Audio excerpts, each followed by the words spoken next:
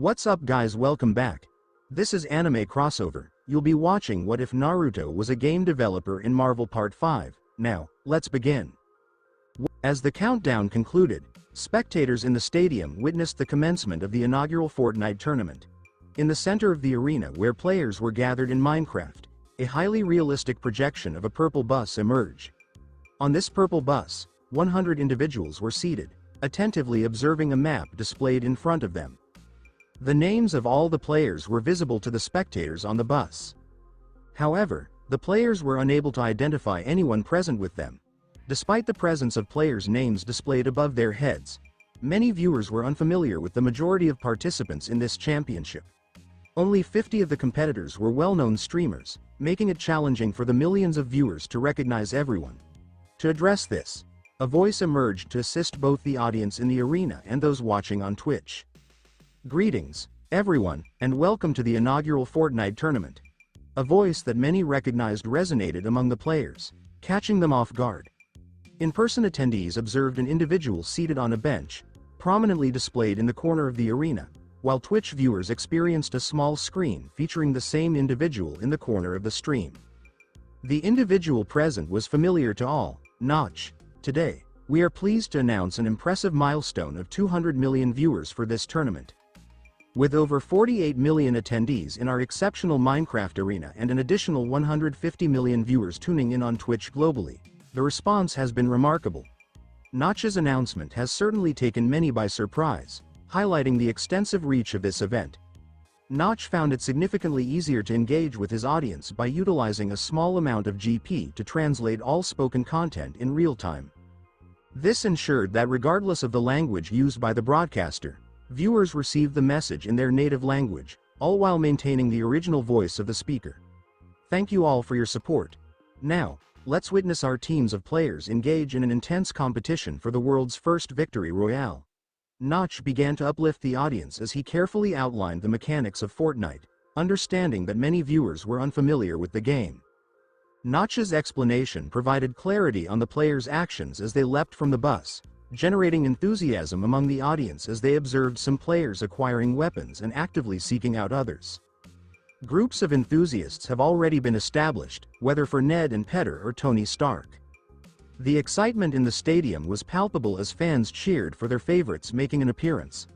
Naruto could set it up so that each viewer only saw the players they were interested in, but he believed it would be more effective to show only the scenes featuring confrontations. This approach would enhance the broadcast's engagement, as he recognized that many viewers might otherwise spend minutes observing players moving from one location to another without any significant action. Consequently, the audience was presented with the initial confrontation occurring among the participants. "Come on, Tony." Thor heard one of the supporters in the stands cheering for a warrior named Tony. Thor, without any particular favorites, found it intriguing to support his new friend's choice. He joined in the cheering, which inspired the other Asgardian warriors to participate as well, all eyes on the projection at the center of the stadium. Tony Stark and Phoenixville are approaching the group of Asher and Adam Joker. Analyzing the weaponry of both factions, their odds of success appear to be quite balanced. Notch conveyed this information, heightening the audience's anticipation for the impending confrontation. Thor was among those eager for the upcoming confrontation. In the projection, he observed Tony and Phoenix riding a motorcycle, with Tony at the helm while Phoenix, focused and determined, scanned the surroundings with a gun in hand, searching for potential threats. Asher and Adam had already detected the sound of Tony's motorcycle and began to aim their firearms in the direction of the noise. Bang! The initial shot was discharged by Asher as Tony's motorbike appeared on the horizon. Asher experienced some nerves during what was essentially his first encounter with other players, resulting in an early shot that failed to connect with the cyclists. Tony swiftly dismounted the bike and aimed his weapon in the direction of the gunshot, while Phoenix, still scanning the area with his firearm and yet to spot anyone, contemplated a potentially more effective approach. Thor, observing the battle with keen interest, was taken aback to find that beside Tony, his associate was engaged in construction activities. Why is he constructing rather than engaging in combat like his companion? Thor inquired, perplexed as he sought to comprehend the situation. Fortunately, Notch took on the role of narrator and promptly clarified the situation for the bewildered audience as Thor. Excellent work. Phoenixville swiftly grasped the essence of combat in Fortnite, while Tony, Osher, and Adam seemed uncertain about the opponent's location. Phoenix promptly constructed a structure for protection and aimed to gain the high ground. Notch was thrilled to witness Phoenix implementing the strategy he developed to counter Iron Man's armor. Upon hearing this, Thor was taken aback.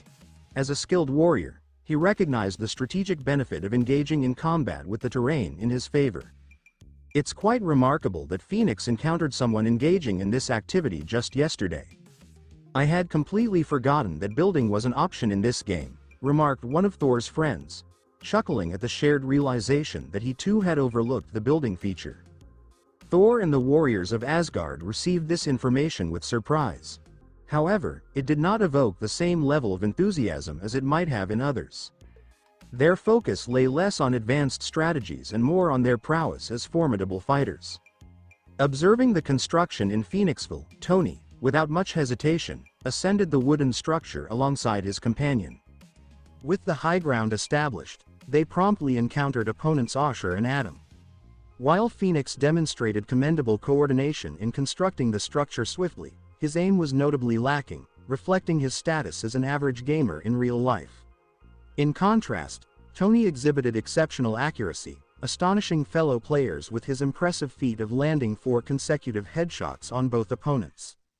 Phoenix effectively utilized Magic Blueprint's builds while Tony leveraged his extensive experience as a weapons developer to capitalize on his exceptional aim, successfully eliminating the 2 opposing players. Notch announced with enthusiasm, marking the first eliminations in Fortnite history. Spectators throughout the arena enthusiastically called out the names of Tony and Phoenix, clearly impressed by the remarkable disparity in skill displayed by these players compared to their competitors. As Tony engaged in battle, a powerful thunderclap resonated across the Fortnite sky, prompting Thor to furrow his brow in confusion. However, he quickly dismissed it, concluding that it likely held no significance. In total, we have recorded 50 eliminations. It is impressive to see how quickly players have adapted to the strategic use of buildings, Notch remarked as he reflected on the 50th player who was eliminated in the tournament. After 10 minutes, the fog on the map had diminished to half its original coverage, resulting in players encountering opponents more frequently, which led to a significant increase in simultaneous eliminations. These warriors display a remarkable lack of courage, Hogun remarked with evident frustration as he raised a large glass of beer to his lips, subsequently refilling it and consuming another glass. He found the battles to be somewhat underwhelming. Initially, he anticipated a display filled with intense emotion and fervor, yet the tournament participants relied solely on ranged weapons, which he found rather tedious to observe. Fortunately, as long as he desired alcoholic beverages, he could experience the sensation of inebriation. Despite feeling somewhat disinterested in the content he was viewing, the quality of the food and drink made the experience worthwhile. Indeed, I was under the impression that this tournament was intended to be conducted with traditional cold weapons, rather than employing those less engaging alternatives. Fandral expressed his mild disinterest while sipping whiskey from his glass. Thor and Sif remained engaged in the battle, showing little concern for their companions. They concurred that the experience would be significantly enhanced if the conflicts were conducted with cold weapons. A sudden thunderclap illuminated the Fortnite sky, causing Thor to frown once more, perplexed by the strange sensation he experienced yet again. He perceived that these thunders were occurring with increasing frequency, leading him to believe that there was something concealed taking place unbeknownst to the observers. "Look, Iron Man has made his appearance," one of the spectators remarked enthusiastically as he observed the red and gold armor soaring through the sky, approaching a player. Mud has successfully eliminated a pair of players. However, Kicked Elmo, his duo, has just been eliminated alongside both opponents. Fortunately, Mud managed to retrieve Elmo's dog tag to revive his teammate at the respawn van nearby. Notch stated with enthusiasm, though his tone soon shifted to one of tension. However, following Mud's recent action of eliminating a player, Iron Man has recognized this shift and is now perceiving him as an antagonist, prepared to confront that player in an effort to restore order. Iron Man. Iron Man. Iron Man. The audience erupted in excitement as they witnessed the armor soaring towards Mud, who felt a surge of desperation upon realizing he was the intended target of Iron Man. Upon witnessing Iron Man eliminate Tony Stark, they were astonished by the formidable strength of the armor. However, Notch's words soon followed. "It is said that a significant reward awaits those who can overcome Iron Man," Notch remarked with a smile, addressing the apprehensive Tony the day prior. Considering this, Mud retained his partner's dog tag and proceeded towards Iron Man. He recognized that his aim was not the most precise, nor was he the quickest builder among the 100 players. However, the prospect of winning with the prize he received from Iron Man filled Mud with enthusiasm, instilling in him the belief that he could overcome this formidable opponent. However, he was not the sole individual making his way towards Iron Man. Wow! Mud showed no fear towards Iron Man. In fact, he plans to eliminate our beloved hero, Notch remarked, clearly enthusiastic about this player's response. The audience expressed their disapproval with boos, accompanied by laughter at the player's demeanor. The laughter of the players indicated that the booing was merely a jest. Mud envisioned the potential consequences of his actions. Should he succeed in defeating Iron Man, he would gain worldwide recognition as the first player to achieve such a feat. Conversely, if he were to fail, he risked becoming a meme, much like Tony Stark himself. Mud is not only eager to confront Iron Man, but the team of Seamals and King Spy is also making their way towards him. Will the three collaborate to tackle Iron Man, or will they attempt to outmaneuver each other before taking him down? Notch remarked with enthusiasm. Catcha another thunder rumbled in the sky, yet it went largely unnoticed by the players. The audience expressed considerable enthusiasm as they observed the three players moving in unison, speculating on the demeanor they would exhibit in their encounter with Iron Man. Even Hogun and Fandral expressed enthusiasm regarding this situation, as observing three individuals of lesser strength confronting a formidable adversary was both intriguing and commendable. During their journey, Seamals and King Spy encountered another pair of players. They efficiently handled the opponents and made their way back to Iron Man.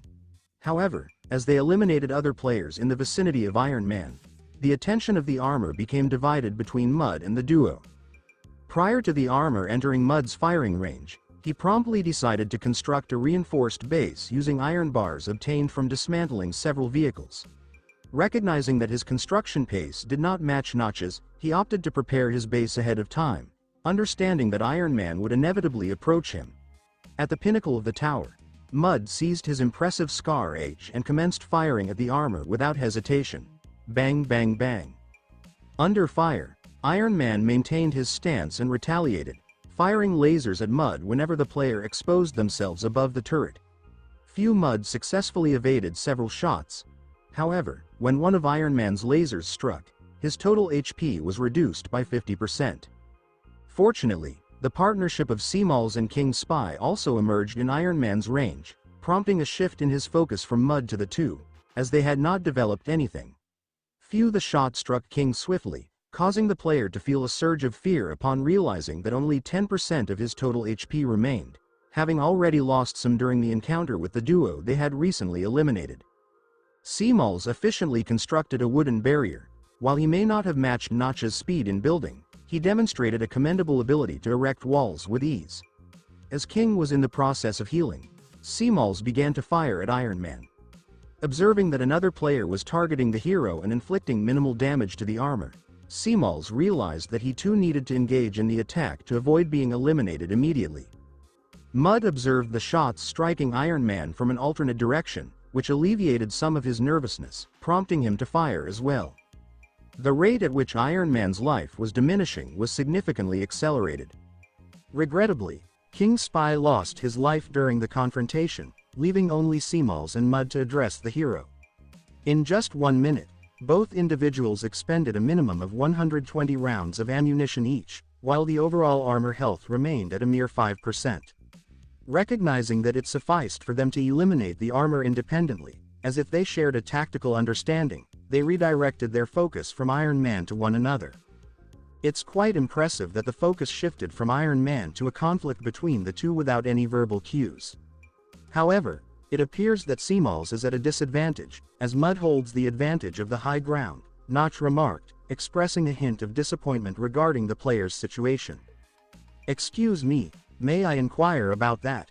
Viewers were perplexed and struggled to grasp Notch's commentary until the screen focused on a mountain near the location of the confrontation. 2 players were present at that location. One individual was positioned on the ground with a sniper rifle aimed at the ongoing confrontation, while the other player held an SMG, appearing somewhat anxious yet clearly serving as a protective guard for their counterpart. Prominently displayed above the players, the audience could observe 2 highly recognized names: Ned the King and P. Parker. It is surprising to see that while Seamals and Mud were engaged in their confrontation, Ned and Parker were strategically positioned to eliminate the victor of the duel, Notch narrated, eliciting an enthusiastic response from the stadium audience.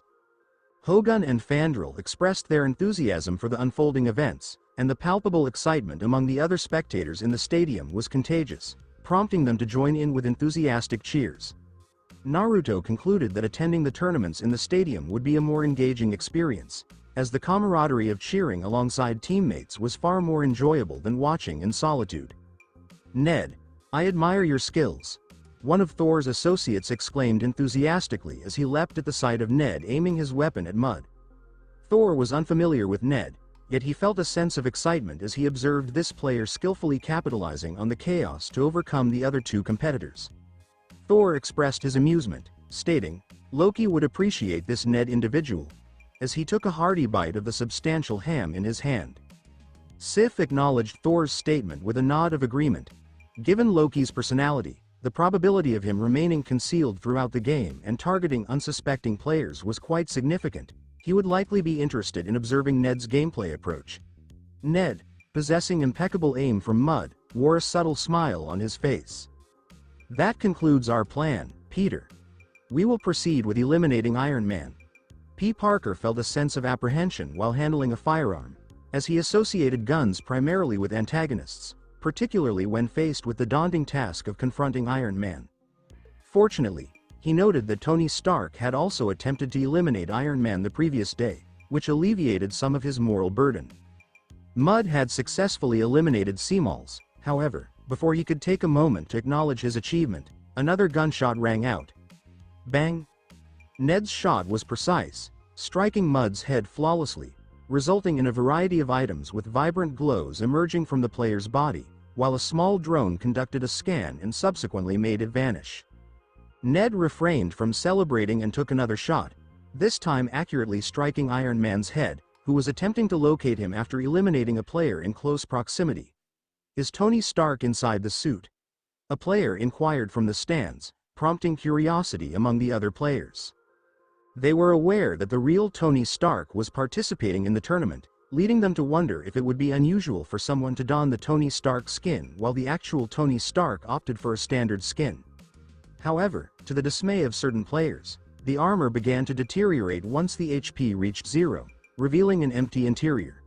"Ned, observe. 2 gleaming objects," Peter exclaimed with enthusiasm as he indicated the items that had dropped from the armor.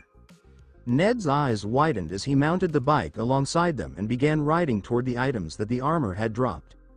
These items that have emerged from the armor are not merely golden.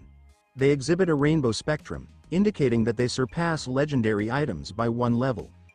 These are, in fact, mythical items, Notch clarified for the bewildered audience. Mythic items are exclusively available during special events and can be acquired through unique methods, such as defeating Iron Man. Let's explore the capabilities of these items. Catch another thunder rumbled, but this time Thor seemed to grasp something from that thunder and appeared somewhat taken aback by its implication. "That is not feasible," he murmured quietly to himself, directing his gaze towards the spot where the thunder struck, precisely at the center of the map. It seems that others may have overlooked it, but as the gas mist advanced in that direction, it was only a matter of time before this anomaly was discovered. "It's a boot and a glove," Ned exclaimed with enthusiasm as he observed the items. "However, you can only equip one at a time. It is not feasible to fly and shoot with the gloves simultaneously as Iron Man does." Peter sighed, envisioning the thrill of flying and shooting lasers like Iron Man. What an impressive experience that would be. "Which option would you prefer?" Ned inquired as he regarded Peter. After careful consideration, Petter ultimately selected the gloves that emitted lasers, as he believed that wielding a gun resembled a bandit too closely. He found shooting lasers to be a more commendable choice. Ned nodded and took hold of the boots, confidently equipping them before taking to the air around Peter, a smile brightening his expression. "I am capable of flight. How amusing." Peter examined the gloves on his hands and attempted to aim at a nearby tree. The shot proved to be as impactful as it appeared, eliciting a broad smile from Peter. "This is truly impressive," a spectator remarked with a hint of frustration as he observed the two boys engaging with Iron Man's armor, an experience that many around the globe have aspired to but have never had the opportunity to realize. "I wish I could fly with Iron Man's boots as well," another player expressed, clearly frustrated by their inability to shoot lasers from their hands like Peter. Observing the players' reactions, Naruto conceived a plan. "What would happen if I initiated a pre-order? It may be possible to secure several million GP prior to the game's launch." Naruto was enthusiastic about the concept and contemplated making an announcement at the conclusion of the tournament. Ned and Petter, equipped with the latest gear, set out to seek out other players, confident in their newfound strength to dominate the competition. The two were assigned distinct roles. Ned, with his ability to fly, was responsible for reaching a high vantage point to provide sniper cover for Peter. Meanwhile, Peter, limited by the range of his laser, would operate on the ground, attentively following Ned's instructions and adapting his movements based on his friend's guidance. This strategy effectively increased the team's kill count from 4 to 9 in a matter of minutes. There were other players on the map that were also promising and had at least 10 kills. These were the teams with the players, Hawkeye and B-Panther. At the same time, two gamers in the middle of the map found something strange. "Is that a hammer?" Tony asked in a perplexed voice as he gazed at a big hole in the middle of the map. In the middle of this crater, there was a peculiar hammer that let out electrical discharges now and then. Tony's companion Phoenixville was staring at the hammer in confusion and said something. "Let's see if we can get this." Tony thought the concept made reasonable, so he headed down into the crater to try to collect the hammer. Phoenix continued glancing around to keep other players from getting to Tony. Thor and the Asgardian soldiers were surprised to see that hammer as the arena camera showed what was happening to Tony. "Wow, isn't that Mjolnir?" Thor was astonished to discover the hammer he knew in the crater. "Damn, that hammer is too heavy." Tony grumbled as he used all of his strength to pull the hammer. Phoenix was bewildered as he watched Tony try to get the hammer out. He was trying to figure out how hard it was, but he sat silent and paid attention to what was going on around him. Catcha, after 10 seconds of hard work, Tony finally got the hammer off the ground, and a huge thunderclap hit him. Tony's eyes lit up, and he felt a huge surge of power in his body when the thunder hit him. This startled him a lot. "I feel like I can kill anyone with that hammer." Tony was happy as he swung the hammer back and forth. "But it looks like I can only use it for one attack." Naruto put this limit on Mjolnir since he said that the hammer could kill an opponent instantaneously. This meant that it could only be used once during the whole game, and only one Mjolnir would drop from heaven. Tony got Mjolnir.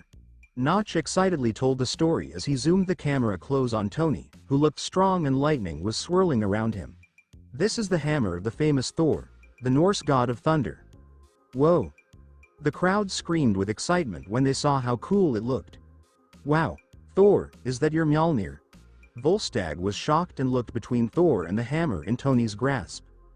Hogun and Fandral thought this conflict was a lot more exciting now that they discovered that mortal was commanding the force of thunder exactly like their comrade.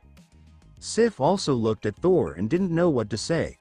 Thor was also confused when he saw the Mjolnir on the screen. He knew that the thunder on the screen a few minutes ago was building up to the emergence of this Mjolnir, but he didn't think a mortal could lift it. Is this person worth it? "Man, I want to play Fortnite too so I can use that cool hammer," one of Thor's new buddies stated with excitement as he raised his glass, which was already a bit inebriated. "Yes, did you hear? Notch just revealed that in every game, one player would be lucky enough to take up that hammer and act like a god." Notch told another player who was a little inebriated this news, and they laughed with joy. Thor calmed down when he heard this. It was probably simply a copy that Notch constructed so that mortals may feel the power of a god. Still, it was incredibly shocking. He was even more pleased when he saw how happy his Asgard pals were because they could utilize the power of thunder just like him by clutching the hammer in the game. They couldn't do so in real life. Then Thor started to pay attention to Tony and thought about what this mortal would do with the fake hammer. Listen up. A few players also heard the sound of Mjolnir falling from the sky and are coming to get the loot from Tony and Phoenix.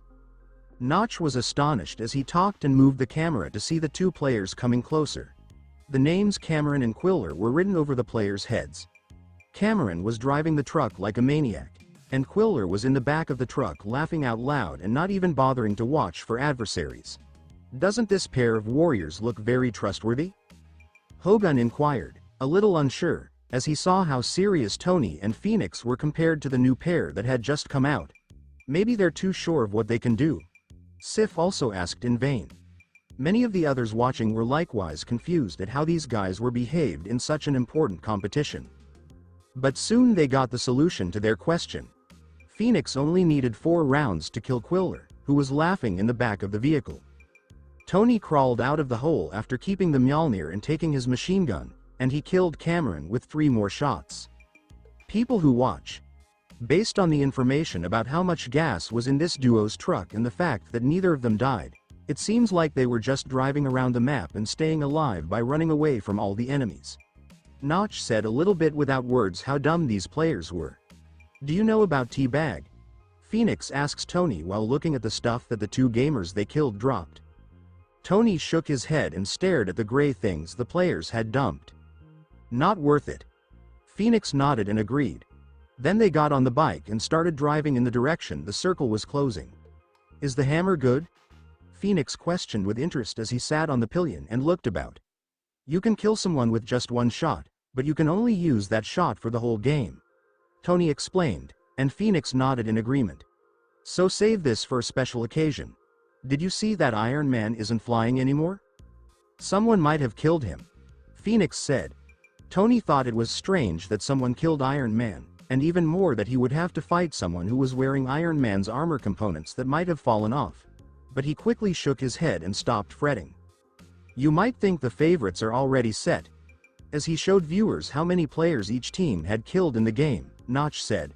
The list indicated that Hawk and BNLC were in first place with 16 eliminations, followed by B Panther and Yumi with 15 eliminations, Tony's and Phoenixville with 13 eliminations, and Ned the King and P Parker with 11 eliminations. Of the first 50 duos, only 10 were left. Of those, only 4 had more than 10 eliminations. In other words, of the 80 players who were eliminated, only 8 individuals were responsible for 55 of them.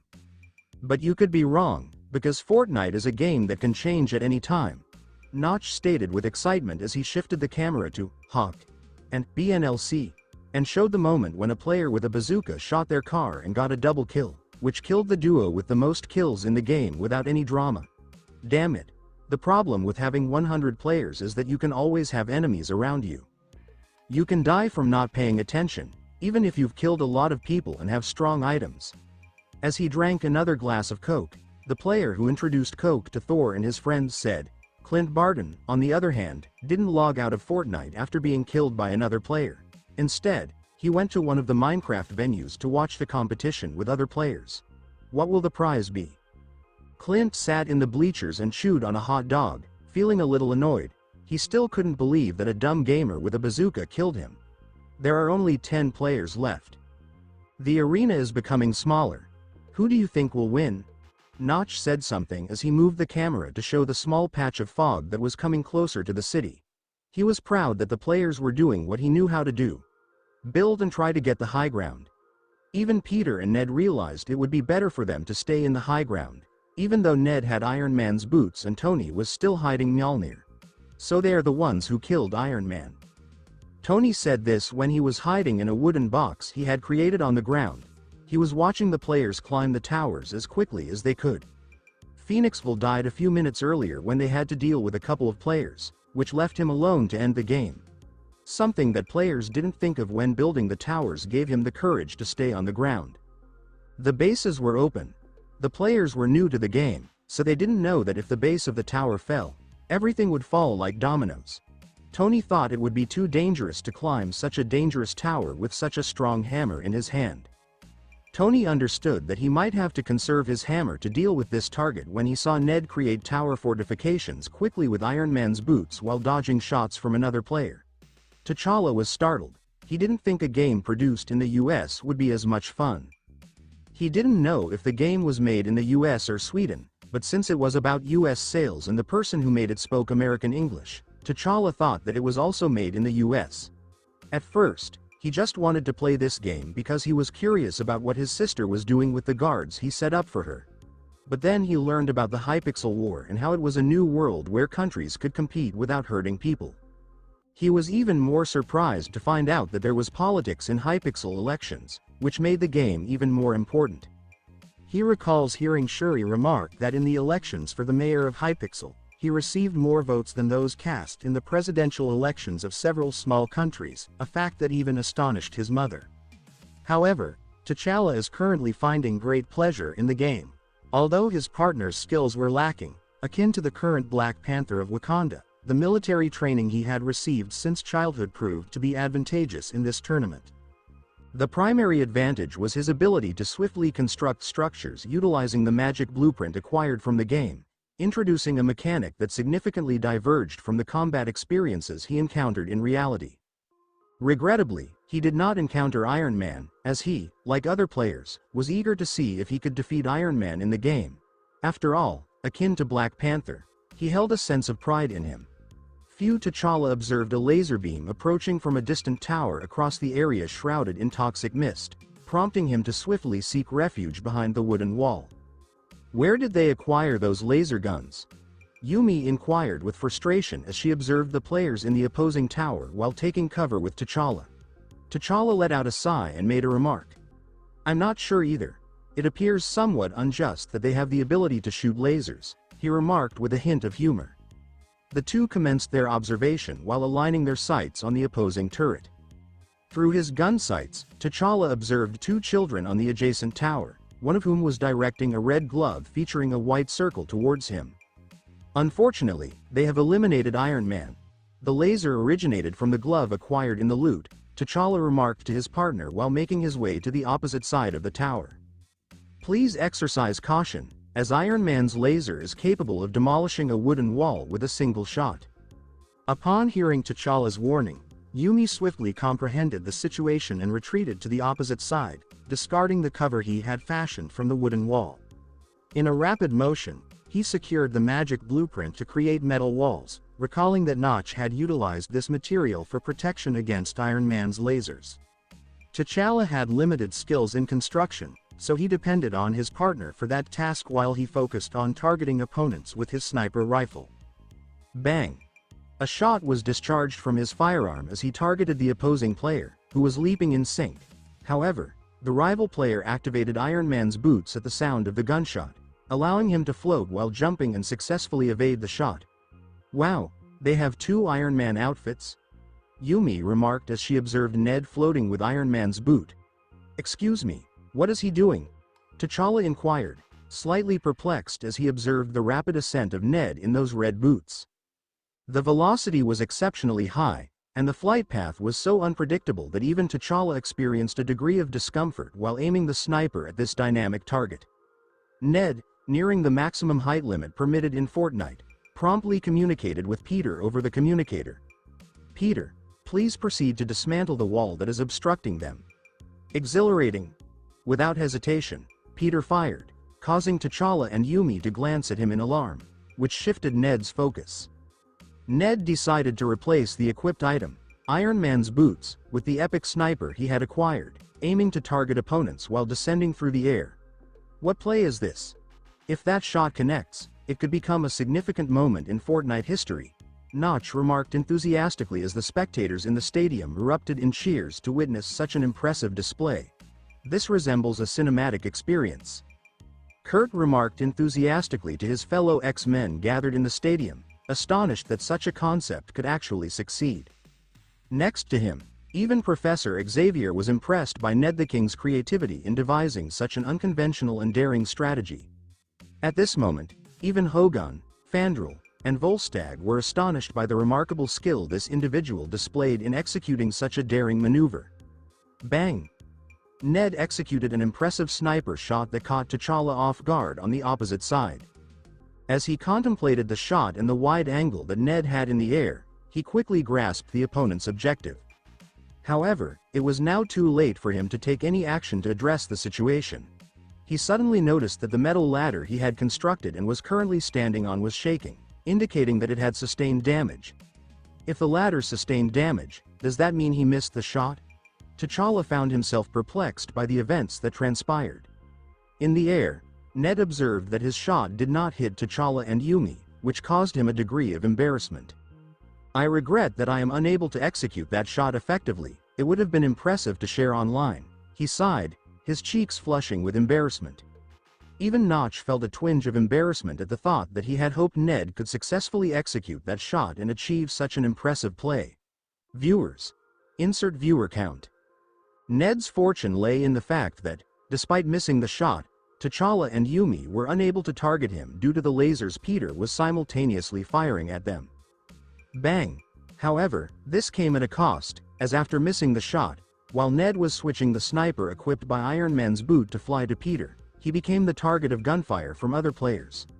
Fortunately, the player was utilizing a rifle, and only a limited number of shots struck their target, allowing them to reach the tower unharmed and secure a safe opportunity for healing. "The game is becoming increasingly engaging," Hogun remarked as he observed the continuous clashes unfolding on the screen.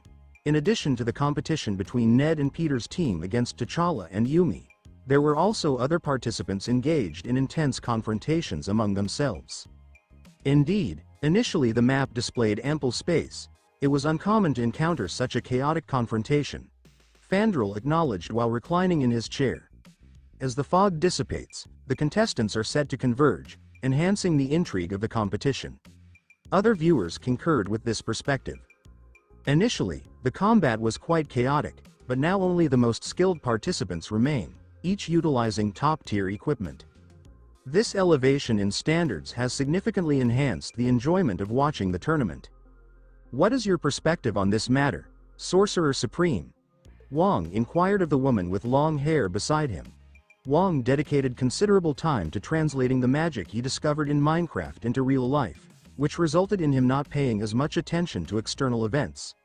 Fortunately, this was already yielding positive outcomes, and he anticipated achieving significant results in the near future. The woman beside him took a sip from the infinity cup she had purchased and replied with composure, "I believe this will be quite engaging. Particularly when considering the training of young sorcerers. Even though this new game will not introduce any new spells, it will still serve as a valuable tool for enhancing battle instincts and reaction times for beginners." Wong reflected on her comments and found herself in agreement, recognizing that it is typically perilous for novice sorcerers to gain life and death combat experience. The opportunity to train in this new game could significantly reduce the fatalities they might encounter when confronting demons in the future. The Sorcerer Supreme was experiencing this vision, while simultaneously, various political and military centers across the globe were broadcasting the Fortnite tournament for officials to observe. "Are you suggesting that this should be incorporated into the mandatory training for soldiers, General?" The U.S. President inquired of one of the generals seated beside him in the White House briefing room.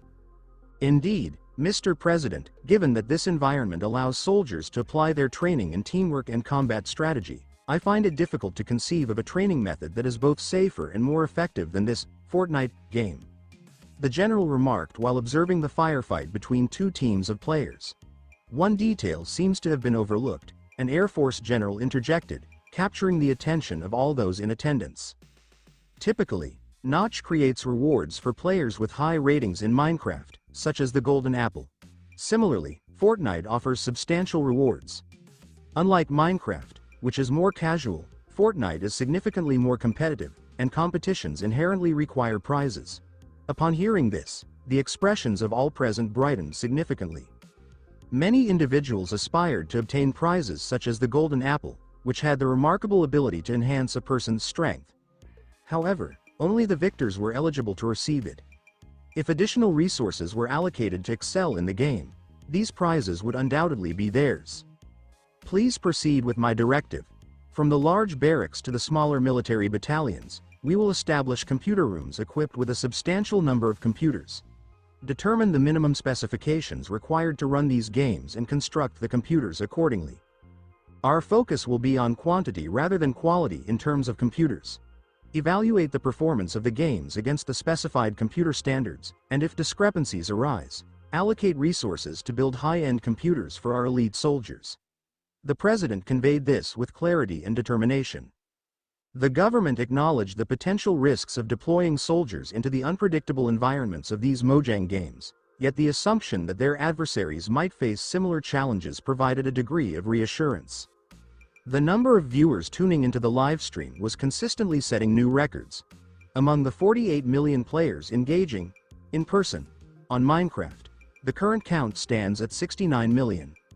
Additionally, the 150 million viewers on the Twitch livestream have surged to 270 million, culminating in an impressive total of nearly 340 million live viewers. The employees at Twitch observed a significant influx of users engaging with their platform to view the tournament, and their focus shifted to the increasing revenue potential as the numbers rose. Initially, their server was unable to accommodate such a large number of simultaneous viewers. However, despite the significant increase in new users, the servers remained entirely stable. Although the livestream from the Mojang account did not display any sponsored advertising from Twitch, this did not concern the site owners. They understood that, even without immediate earnings, the average viewership in the future could potentially increase significantly. Charlie, please reach out to Mojang at your earliest convenience. It is essential that we present them with an exceptional contract to ensure their continued use of our platform, stated the director of marketing at Twitch with enthusiasm to the manager beside him. Yes, sir. Although we have yet to find contact addresses for Mojang, we have proactively reached out to the leading Minecraft streamers. They may have a better chance of connecting with Notch in the future and could assist us in obtaining an email. Charlie, a professional-looking blonde in business attire, stated beside the director. Upon hearing this, the director expressed satisfaction with the manager's innovative idea, which had not previously crossed his mind. Excellent work, Charlie. Please continue your efforts. The director commended with a smile. Excuse me, what is Tony Stark doing at the base of the towers? Notch exclaimed in disbelief as he adjusted the camera to capture Tony utilizing Mjolnir as a pickaxe, dismantling the foundations of the players' towers at the conclusion of the tournament. The sight of Mjolnir employed as a demolition hammer left the Asgard warriors looking somewhat bewildered. Thor! The tower has collapsed! Notch exclaimed with enthusiasm as he observed the astonishment on T'Challa and Yumi's faces as they descended from the sky. That is an impressive concept, Scott remarked, taken aback as he observed the impending fate of the two players. Tony assessed their altitude and evaluated the potential fall damage based on the dice rolls he executed while navigating the map. If the game lacked any fall death protection, Tony was completely convinced that T'Challa and Yumi would perish in the fall. Without hesitation, he began running toward the other tower, the one where Ned and Peter were located, and also started to dismantle its foundation to bring it down. Observing the enemy tower collapse, Ned and Peter quickly experienced a sense of foreboding and hurried to the tower's edge to assess the situation below. Downstairs, a player was skillfully swinging a hammer, dismantling the base of their tower in a manner reminiscent of their previous actions against the opposing player's tower. Peter, are you able to take the shot from this distance? Ned inquired while putting on the boots. No, the distance is too far. The laser lacks the necessary range to reach him in that manner, Peter expressed in frustration as she switched gloves to the magic blueprint and attempted to ramp down the tower. However, the ramp consistently oriented upwards, rendering it impossible to descend. Ned observed the magic blueprint in Peter's possession and conceived an idea. While that may not have been sufficient to save him, it could potentially reduce the likelihood of fatal injuries from a fall. Peter, please go downstairs and make the necessary edits to the floors, Ned instructed as he began to descend. On each floor, Ned substituted Iron Man's boot with the magic blueprint and created a floor for Peter. Without awaiting his friend's response, he reclaimed the boot and constructed another floor on the level below, while Peter descended and modified the floor to include a hole for jumping down to the next level. This is an exciting race, Notch stated with enthusiasm. As Tony works to dismantle 4 walls. Ned and Parker are focused on constructing a ladder to descend swiftly. Will they succeed in their efforts? Tony. Tony. Tony. A section of the audience was enthusiastically supporting Tony. The king. The king. The king. Meanwhile, another faction expressed their support for Ned and Parker. The atmosphere was charged with enthusiasm, as both participants and viewers engaged in the livestream expressed their excitement through cheers and applause while witnessing the competition unfold. With just 3 players remaining, the audience was largely divided in their support, either favoring the lone player standing against 2 opponents or backing the duo who had strategically eliminated Iron Man to advance in the competition. Come on, Peter. In a modest apartment, a poised 30-year-old woman was intently watching the broadcast on her laptop screen, feeling a mix of excitement and anxiety as she supported her nephew. Although she never had the opportunity to support Peter at sporting events during his childhood, now that he was competing in such a significant tournament, she finally felt a sense of fulfillment in her role as a mother. It is essential for you to succeed, Peter. May felt an overwhelming surge of nervousness. On the compact display of her notebook, it was evident that Tony had finally breached the 4th wall that upheld the structure of Ned and Peter, leading to a cascade of disarray. At present, Peter's height appears to be somewhat perplexing for the audience. The height was uncertain, leaving them unsure whether Peter would succumb to the fall or emerge unscathed, thereby intensifying the tension of the situation. As the tower collapsed, the floor beneath Peter gave way, resulting in his sudden descent. In a final attempt, May observed as P. Parker transferred the magic blueprint from his hand to Iron Man's gloves, initiating a charge towards the ground. She pondered, taken aback. What action will he take? As Peter ascended a few feet above the ground, his gloves disengaged, unleashing a potent laser directed towards the surface below. In a manner reminiscent of Iron Man's precision in landing, Peter endeavored to emulate this technique for his survival, reigniting May's hopes once again. Regrettably, that was Fortnite rather than the real world. When Naruto designed Iron Man's gloves, he ensured that they would not knock back players, as this could allow them to attempt flight while wearing the boots, ultimately rendering the other item ineffective. Break the sound of Peter descending to the floor and positioning himself on his knees was unmistakable. Observing Peter's stance, May felt her eyes begin to redden and well up with tears, as she realized during the tournament that this was the position designated for eliminated players. If Ned was unable to rescue Peter within a matter of seconds, her nephew would indeed face elimination from the game. Her aspirations have now transitioned to Ned. The deaths of T'Challa and Yumi have been officially confirmed, resulting in the elimination of both players. The live player counter has been corrected to indicate that only 2 teams remain. Given Peter's diminished state, this final essentially concluded in a 1x1 format. Ned was in the air, while Tony was on the ground. In May's observation, she noted that Ned appeared to be searching for something, possibly a means to confront Tony. However, her attention was swiftly drawn to the shifting sky in Fortnite. The transition from the vibrant orange of the preceding sunset to the ominous dark gray of the swiftly approaching thunderclouds is striking. Perplexed, she glanced at Tony, noticing him twirling the hammer in his hand while lightning crackled around his form and his eyes radiated immense power. May felt a profound sense of urgency to witness that moment. It was as though her entire world was collapsing around her. Observing the formidable nature of the hammer that commanded those beams, along with Tony's evident intimidation reflected in his shining eyes, May had no choice but to acknowledge that Ned and Peter had been defeated. Within the Minecraft stadium, among 100,000 players, an eerie silence enveloped the crowd as they observed the unsettling scene unfold. The game's realism was striking, and Tony's projection was presented in such a commanding manner that it left viewers feeling quite intimidated by the scene. Thor, he appears more formidable than you when wielding Mjolnir, Volstagg remarked, somewhat perplexed by the contrast between Tony's demeanor and Thor's behavior during their time in battle. Thor was visibly enraged, nearly spitting blood upon hearing that comment. Ned felt a surge of intimidation as Tony exerted control over the rays directed at him, leaving him momentarily paralyzed and uncertain about how to respond. His sole attempt was to escape using Iron Man's boots. He believed that even walking into the poisonous mist was a safer option than remaining near Tony while he wielded that hammer. Gotcha. To Ned's dismay, A powerful rumble of thunder echoed through the sky, each moment amplifying the intensity of the sound as it approached. He had only a moment to glance back and observe the dense pillar of lightning approaching him, before it struck and sent him crashing to the ground. In contrast to Peter, who remained on the ground awaiting resurrection or conclusion, Ned did not have that chance and perished immediately, resulting in the drone appearing to retrieve his body while time seemed to slow significantly.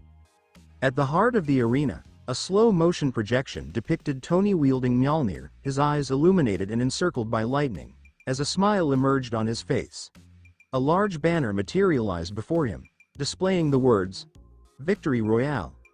A red cushion presented a shimmering golden crown to him, featuring the number 1, illuminated in white at its center. The crown exhibited a remarkable beauty, enhanced by the striking golden llama's head at its center, while the glowing number 1 further elevated its aesthetic appeal. Upon closer inspection, one could observe a golden aura surrounding the crown. Before an audience of nearly 400 million, Tony donned the crown, which radiated a golden aura around him. The number 1 emblazoned on the crown, along with his glowing white eyes, elevated Tony to the status of a true deity among mortals. "Please join me in congratulating the champion of the inaugural Fortnite tournament," Notch announced enthusiastically into the microphone as he transitioned Tony's projection in the center of the arena to display the actual Tony. This momentarily perplexed Tony, as he transitioned from the serene environment of Fortnite to the blocky arena of Minecraft, surrounded by hundreds of thousands of players. Upon hearing the enthusiastic roar of the spectators in the arena, a broader smile emerged on his face.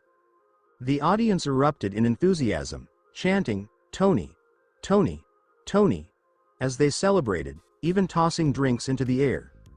The tournament final was remarkable, with viewers expressing that it surpassed even the NFL final in terms of competition. It was an extraordinary experience to witness this event unfold in the virtual arena. And it all culminated in Tony being revered as the tournament's winner, bringing him so much glory and acclaim that he was either praised as a genius or chastised for his lifestyle. For the first time, Tony's nose turned sour at seeing so many people cheering for something he'd done that had nothing to do with his father, but he quickly shook his head and wiped the emotion away when he spotted Notch floating towards him. Tony still had a golden aura around him, and his eyes glowed with blue-white rays as he floated in the center of the stadium. And watching Notch flying towards Tony, his long hair flowing in the wind, prompted numerous viewers to capture a screenshot of the scene and use it as their device's wallpaper. Even news outlets grabbed this opportunity to photograph and utilize the images in articles about the event, as it appeared like there were two gods soaring in the center of the arena. Even Thor and the other Asgardians were terrified by what they were seeing because they didn't have access to their divinity at the time. It was as if they were simple mortals in the presence of powerful gods. Surprisingly, something as basic as that increased Thor, the proud crown prince of Asgard's humility.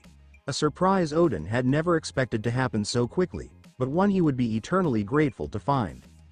Something that would calm his rage after receiving the Ancient One's credit card bill after Thor began purchasing things in front of him in the future.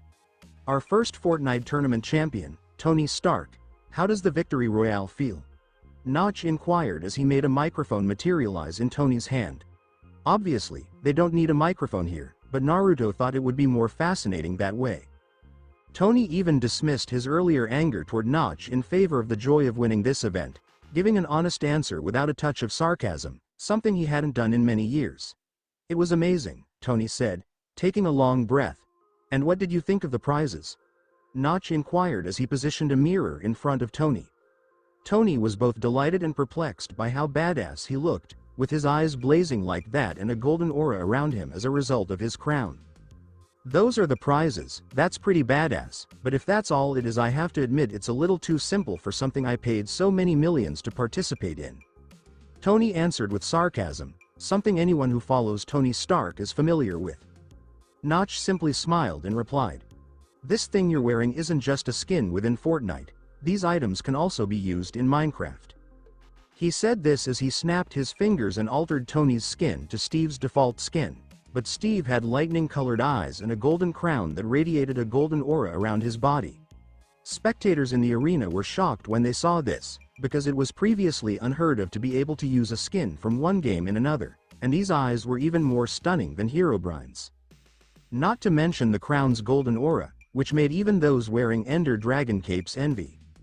Of course, to reassure these players, Notch demonstrated that the Ender Dragon's cape effects had been upgraded to produce purple particles from the dragon's eyes on the cape, making it more cooler. That's all still cool, but I'd say it still wasn't worth my money. Tony, who possessed Steve's skin, stated with a tiny smirk on his face and much more sarcasm as he finally exacted retribution on Notch in front of millions. But, much to Tony's dismay, Notch's smile expanded even more as he turned to gaze at him again, giving him a horrible vibe. That's all still cool, but I'd say it still wasn't worth my money.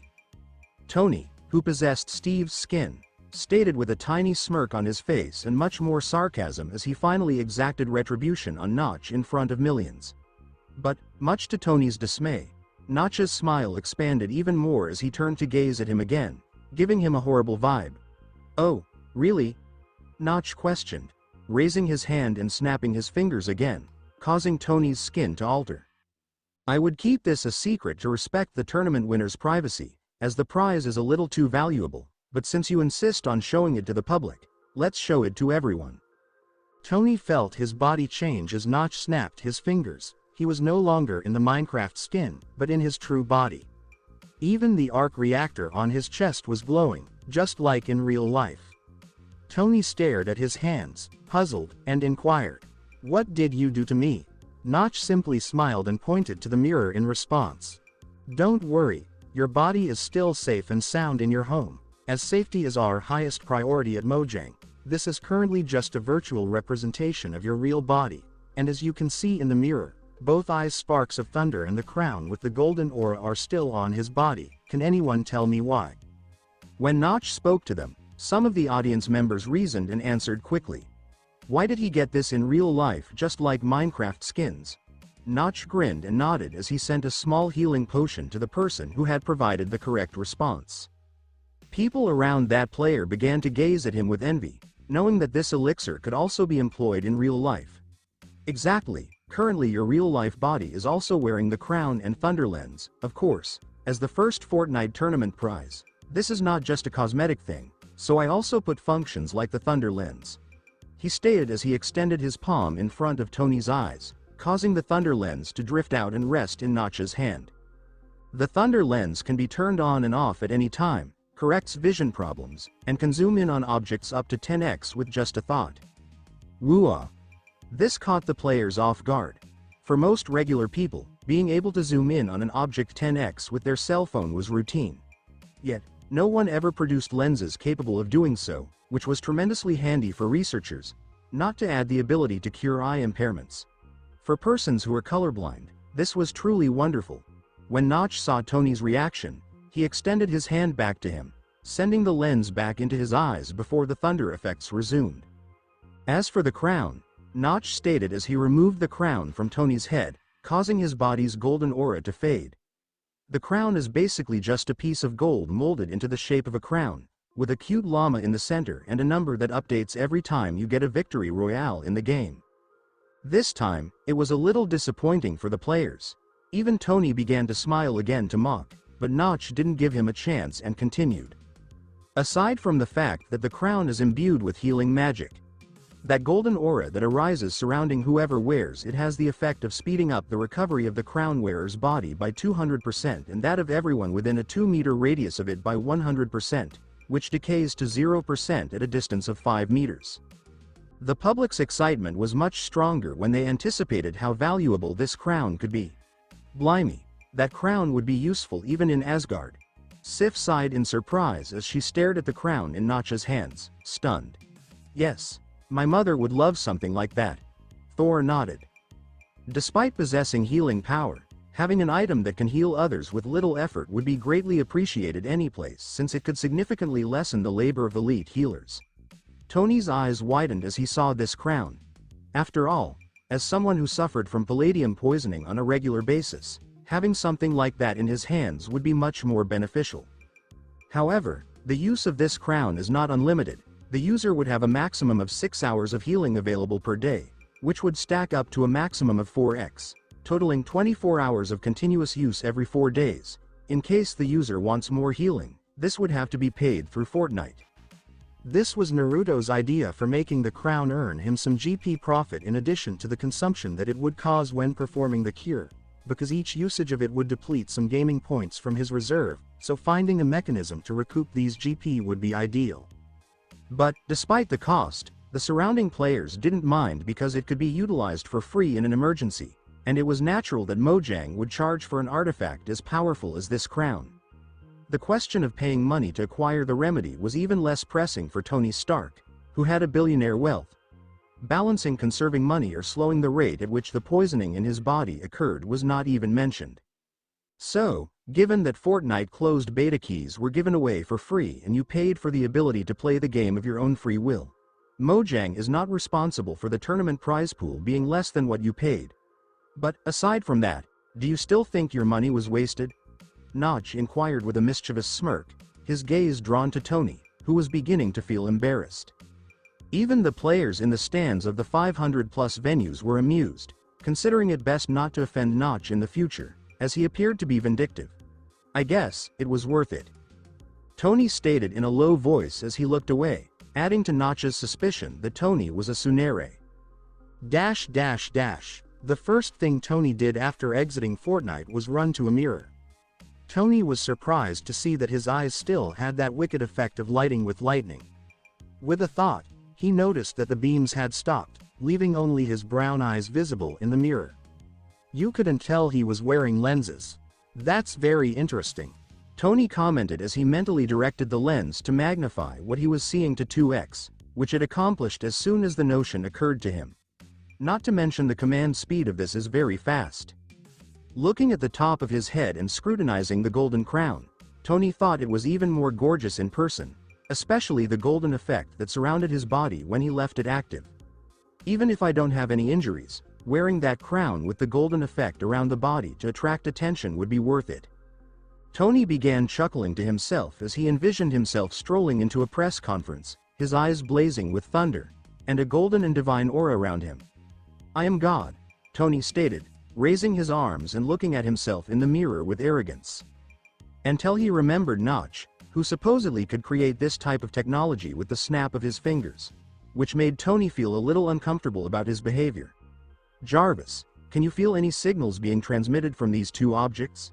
Tony inquired, continuing to appreciate his bright gold eyes. Negative, Mr. Stark, to be honest, no electromagnetic waves of any kind are being emitted from the lens or corona. It's as if the lens doesn't even exist and the rays are just an illusion, while the crown is just a mere piece of metal, Jarvis replied pleasantly. When Tony heard this, he had to raise his eyebrows in astonishment, because he didn't expect the I-beams to cover the electromagnetic waves it was releasing. So let's start. Tony was about to begin examining these two artifacts when another voice interrupted him. Tony, congratulations. Pepper's delighted voice appeared as she walked down the stairs, with a happy birthday cake for Tony, surprising him. Pepper knew he was going to compete and had ordered a cake to celebrate if Tony won, which she was almost certain of because she had never seen anything her boss couldn't make, but she had also purchased some booze in case he lost. I think this can wait a while, Jarvis. Tony cancelled the lens research plan after viewing the cake Pepper had delivered, which touched his heart greatly. Yes, sir.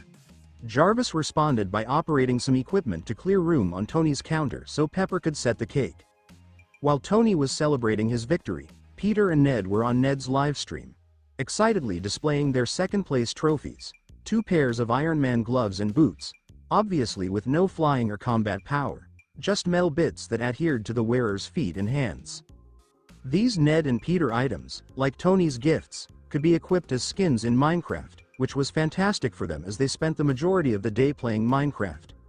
Players viewing the tournament in Minecraft arenas were not only enthusiastic, but also admiring the special shirts and cups they had received. This was a first for them, as they had not expected to receive these products in real life. Despite the standard price of $220 to convert the items to physical materials, millions of players around the world didn't think twice and paid for it, knowing that these jerseys and cups from the first Fortnite tournament would be considered collector's items by future Mojang players. When traversing the streets of the world's major cities, it was possible to observe several people wearing the Fortnite tournament shirt, which was a purple one with a llama created in a minimalist style and exploded in the middle by a hammer that read "Number 1 Fortnite Tournament." People who didn't know Fortnite and saw so many people wearing these shirts on the street were perplexed, even believing that these shirts were some kind of recent fad that they were unaware of. But when they discovered that these shirts were actually from people who attended the tournament, the game's popularity soared. Not just Fortnite, but also Minecraft, which had sold 70 million copies at the start of the competition, had jumped to 76 million in a few hours and was expected to hit 80 million by the conclusion of the day. Naruto was overjoyed to see the quantity of GP increasing. In that little period, he had hit the 7 million GP mark. With so much GP, he was already confident in completing Fortnite with all of his desired settings, including game quality, balance, and player security. Now that the game and battle pass are nearly complete, I can focus on finalizing the store skins that will cost V-Bucks, as this will be the game's primary source of revenue. While Battle Pass will be utilized to get gamers used to spending money in exchange for V-Bucks, the store's skins will be where they spend tens, if not hundreds, of dollars on the game. Naruto said eagerly, thinking about fascinating skin lines. He even remembered the Travis Scott skin that players could buy in his memories, implying that he could perform a style show in Fortnite in that universe. Thinking about the Travis concert experience taking place in virtual reality made everything seem much more enjoyable. With Fortnite's cash, Naruto was already planning how he would create the hub for players. The notion of a Fortnite pre-order seemed appealing, but Naruto gave it up after observing how Minecraft's sales were increasing, resulting in a lot of gaming points for him. Although he could still pre-order in this manner, Naruto believed it would be better for Mojang's image around the world if he restrained his desire to use predatory techniques, like EA did in his former world. After all, with games as intrusive as Mojang's, where players' minds were literally pulled out and sent to another planet, the goal was to have the finest possible public image. So Naruto spent a few more days finishing the Fortnite setup and spending his leisure time playing video games with B. I plan to launch Fortnite today. Would you play with me? Naruto asked B as they were playing It Takes Two on PlayStation 5. Really? Hell yes. I've wanted to play Fortnite for a long time. Although Minecraft is also really cool, B admitted. He had also tried Minecraft, and having his skin feel organic rather than metallic was bizarre. Much alone interacting with humans his height. It was an odd feeling at first, but he soon grew used to it. Ironically, the first group of friends B made was the X-Men, who recognized his nick as Bumblebee, and the yellow clothing he was wearing caused Scott and Kurt to bond. Remember Naruto's Automotive? B certainly feigned that he had never heard of a yellow Nissan GTR when Scott and Kurt mentioned it, and that the color of his costume with the nickname was just inspired by the color of the bees, which he adored. Despite the fact that Minecraft was fairly interesting, B still didn't feel the game was meant for him, to the point where he preferred playing some of the games Naruto got for otherworldly GP on the PS5 to playing Minecraft for the most of the day. Only Fortnite was different, and it was far more exciting to him. B, a robot that had been at war for so long, was much more interested in it than smashing blocks, and in Fortnite, he could finally realize his dream of driving a car himself. Okay, I start launching the game in a few minutes. When I finish everything I'll call you so we can play together. Naruto smiled as he saved the game they were playing and returned to his hut. The cabin has already changed dramatically from its original appearance. When Naruto originally arrived in this world, this hut was quite primitive, made entirely of wood with very rudimentary furniture manufactured from the cheapest resources, but Naruto had renovated it to include far more pleasant furnishings. For someone who used to have to justify spending 10 GP on food, he now had no qualms about spending 1000 GP to decorate his entire hut with the most comfortable and elegant furniture he could find in the system store. There was still more expensive furniture available, but Naruto felt it was a bit excessive given his present level of comfort. In the future, he planned to renovate the hut even more, adding a swimming pool, a sauna, and whatever he could afford with GP, even if it cost more than 100k GP, because the rate at which he would get GP in the future would only rise, so he wasn't in such a rush right now. Naruto smiled as he reviewed his plans for the Fortnite release and decided to make it available. At the time, Minecraft had around 63 million users online. Not because anything extraordinary was going on, but because most gamers were just hanging around on the Hypixel, catching up with distant friends and family over coffee and cookies. Because of Minecraft's automatic translation, which allowed for much easier cultural exchange, people would enter Minecraft after work to talk to people from all over the world, both to find out about news from friends and to learn about new cultures from other places. Even some international commerce was handled in Minecraft, as this allowed the two parties to meet in person without the need for an interpreter, substantially facilitating the work of large company management. However, to the surprise of the players, a message emerged floating in front of all 60+ million people simultaneously. Fortnite is available. Gather your buddies and try Mojang's newest game. This game is free. Upon receiving the message, numerous players' hearts raced. Even deals that were expected to be completed in a matter of minutes were delayed since neither side was thinking about them anymore. Everyone had previously experienced Minecraft's magical world, so the news that a new world was accessible piqued Minecraft gamers' interest even more. Not only Minecraft players, but also others who had never played Minecraft before, went to the Mojang website and downloaded the game to see what it was like. Naruto's grin widened when he saw how many people were visiting the Mojang website and downloading Fortnite. Online users on site. 80 million potential players in the first hour alone.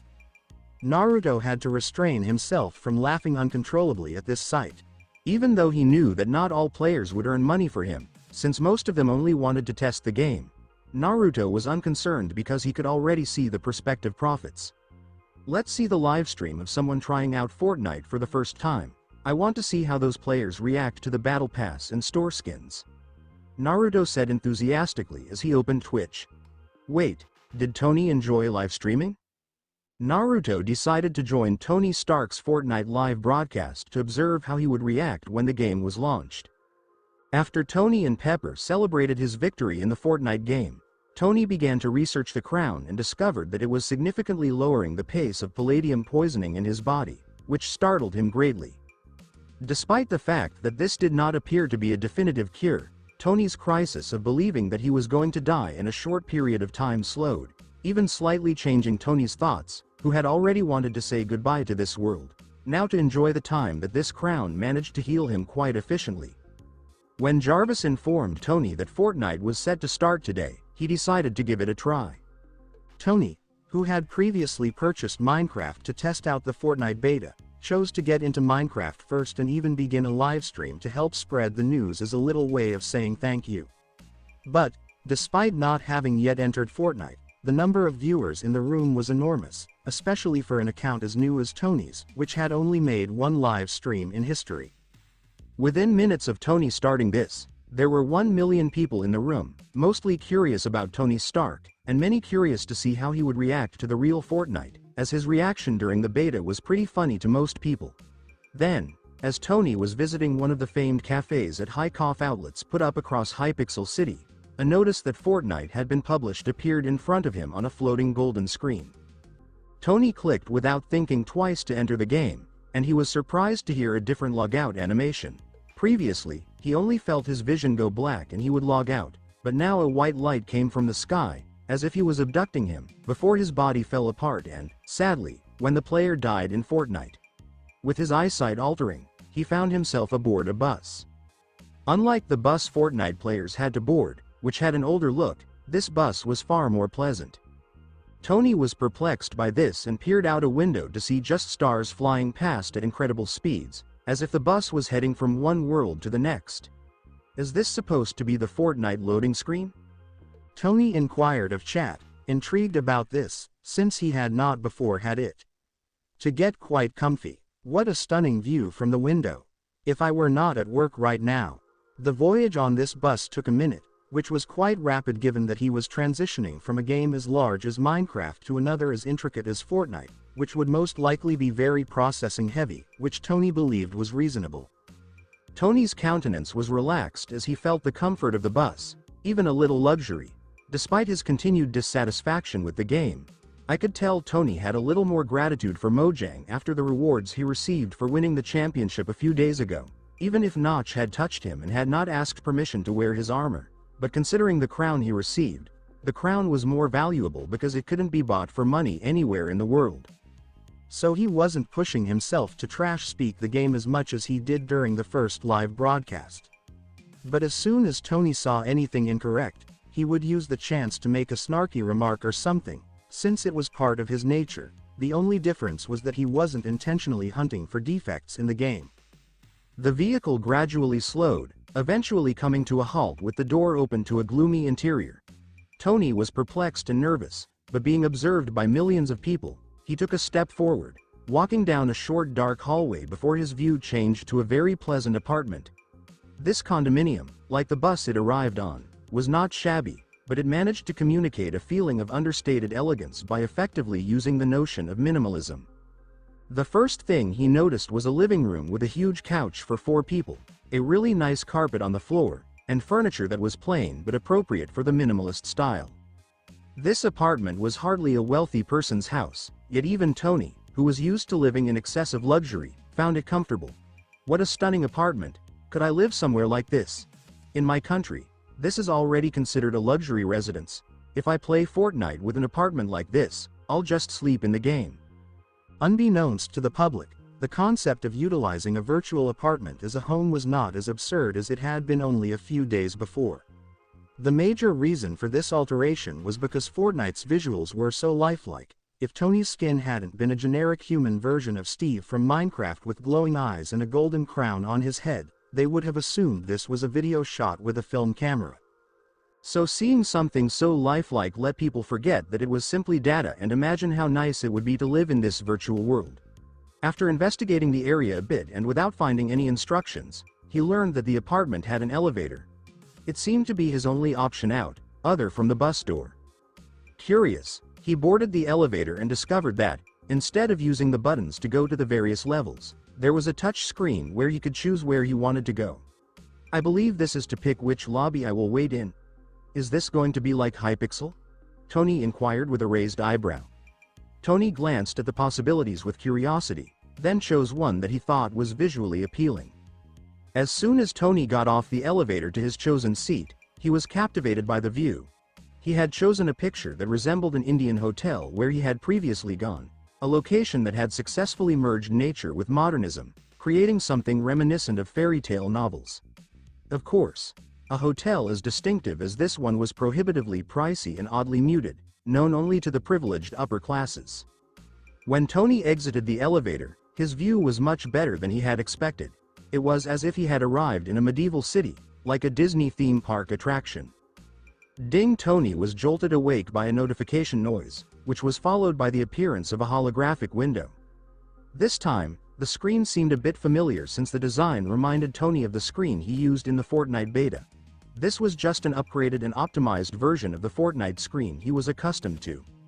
This floating blue screen in front of him displayed his buddy list, the possibility to add new friends, and the ability to operate the game without having to go from one location to another in case he was fatigued or nervous.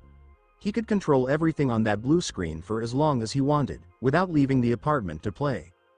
But, of course, as someone who had come for the experience, Tony just disregarded the television and glanced about attentively, wanting to experience everything for real. Looking around, the experience was quite different from what he had while walking in the Hypixel. While the Hypixel was quite impressive, the square look of the city still made it appear as if players were watching a children's movie or something with Minecraft graphics, but Fortnite's realistic graphics already gave it a very different vibe. When Tony first started playing, he was so nervous about other players killing him that he didn't have much time to observe the city or the quality of the structures, especially in the tutorial because Notch was constantly bothering him and making him irritated that he didn't pay attention to things. But now that he could quietly watch and interact with the live broadcast viewers, Tony realized how strange it felt to be in that extremely realistic environment. It was as if the notion of a game had vanished from his mind, and it was just regarded something genuine. When he glanced about, he saw a huge number of interested gamers exiting elevators from various buildings, much like him, attempting to figure out how everything was related. Thankfully, seeing so many individuals in the same typical Fortnite skin or Minecraft clothing brought him back to reality and reminded him that this was only a game, and that they were all gamers in the lobby. Tony got closer and saw the names over people's heads, even with color variances, much as in Minecraft, but he didn't worry since he didn't know anything about Minecraft. These head names, which differed from those he used in the competition, were most likely chosen so that players could identify their pals when they met in lobbies, since they did not employ a true in-game appearance. Tony felt delighted seeing the range of objects around him. He turned away the players and started to explore the area. Though Tony already found so much fresh material that he was eager to learn next, the most fascinating thing was to consider theoretically this was supposed to be just a battle royale shooter. Tony grew increasingly familiar with the location since it resembled the hotel he had visited, and since the design of the space was so clear-cut, it made understanding of it much simpler. Tony, who was already somewhat used to scenes like this, wasn't particularly affected while most of the players were gazing around in wonder, even though he admitted that this virtual world was occasionally better than the hotel he visited in India. He already had a more critical eye as he surveyed, mostly searching for variations in detail missed by these players. Tony decided to approach to investigate what was there after noticing some information boards showing a little ahead what appeared to be the location of the stores typical of amusement parks. Tony had already seen a lot, but the creative layout of these stores was rather unusual. Thanks to some holograms, which shocked Tony a lot since, although he could already use them to work in his workshop, the use of them was still rather limited commercially. The stores managed to give the player a very futuristic feel. But he felt a little jealous since everything was a game, and Mojang had the freedom to use it in businesses. The theme of this lobby was closer to nature. Thus, the holograms were not looking very futuristic but rather projected murals, tables, or even promotional videos, just using the appearance of plants. The best use of it, he observed, was a coffee shop. Shockingly, he knew kickoff, from which he had a cup at Hypixel. But unlike Coffee on Hypixel, here its look was not square since the graphics in that game were far better. Tony could see a big tree with white bark through the huge window of this store, and the pink leaves of this tree project a quite pleasant light for the eyes as the branches reached to the ceiling. Given the low price of this store, Tony was quite sure Starbucks would have no chance of competing should it begin selling franchises. The price was too low due to the lack of cost since Coffee was only selling the sensation of the player drinking it instead of actual food and beverages. A tall latte at Starbucks costs just over $3. A refill for 30 minutes at Coffee costs just 30 cents. Although the player could taste great coffee, he would only spend the equivalent of 1/10 of the cost of actual coffee and would not have to worry about acquiring calories, which offered just benefits. Not thinking twice, the other players rushed in to see the variations with the Coffee they typically visited in Hypixel when they noticed this exquisite cup. They reasoned that maybe in Fortnite, this also had some such interesting particularities since Minecraft's Coffee had special cookies. The player could pick the cocoa personally for the cooks to use. Although the store looked interesting, Tony simply turned away and started looking around once he saw how quickly the store was filling with players approaching. Tony never spared money to try the food. Thus, this was not something that drew him particularly. Tastiest thing on the planet. Tony looked about and saw the other stores. Apparently, so the player could put on his skin, another thing Tony hardly found appealing. Some stores sold common shirts for just a few cents. Another thing that also didn't appeal to Tony very much was the lack of different prints available in Minecraft. Just like Minecraft, Tony was somewhat surprised by the skins shop next to the clothes store since he remembered these skins were rather unique Minecraft accessories and he had never seen anyone pay so much attention on different skins as this game. Tony observed some players with vibrant names walking into this store, clearly eager since they had a few different skins. Damn, I was intending to cancel my Minecraft VIP so I could try out the new stuff in Fortnite, but how am I supposed to cancel with these amazing new skin templates? Based on the other players' reactions, one of the store's employees had clear eyes as he examined the covers on the mannequins. It seems that they had the same idea. For Tony's chat viewers as well as for them, the surprise was quite large since they assumed that even if Minecraft and Fortnite are Mojang games, that meant that playing one game would not help the other, as that is not the usual. These players were particularly delighted since they now understood that their Minecraft VIP also benefited Fortnite, which made the money they paid on the VIP even more valuable and surpassed their expectations. First, initially.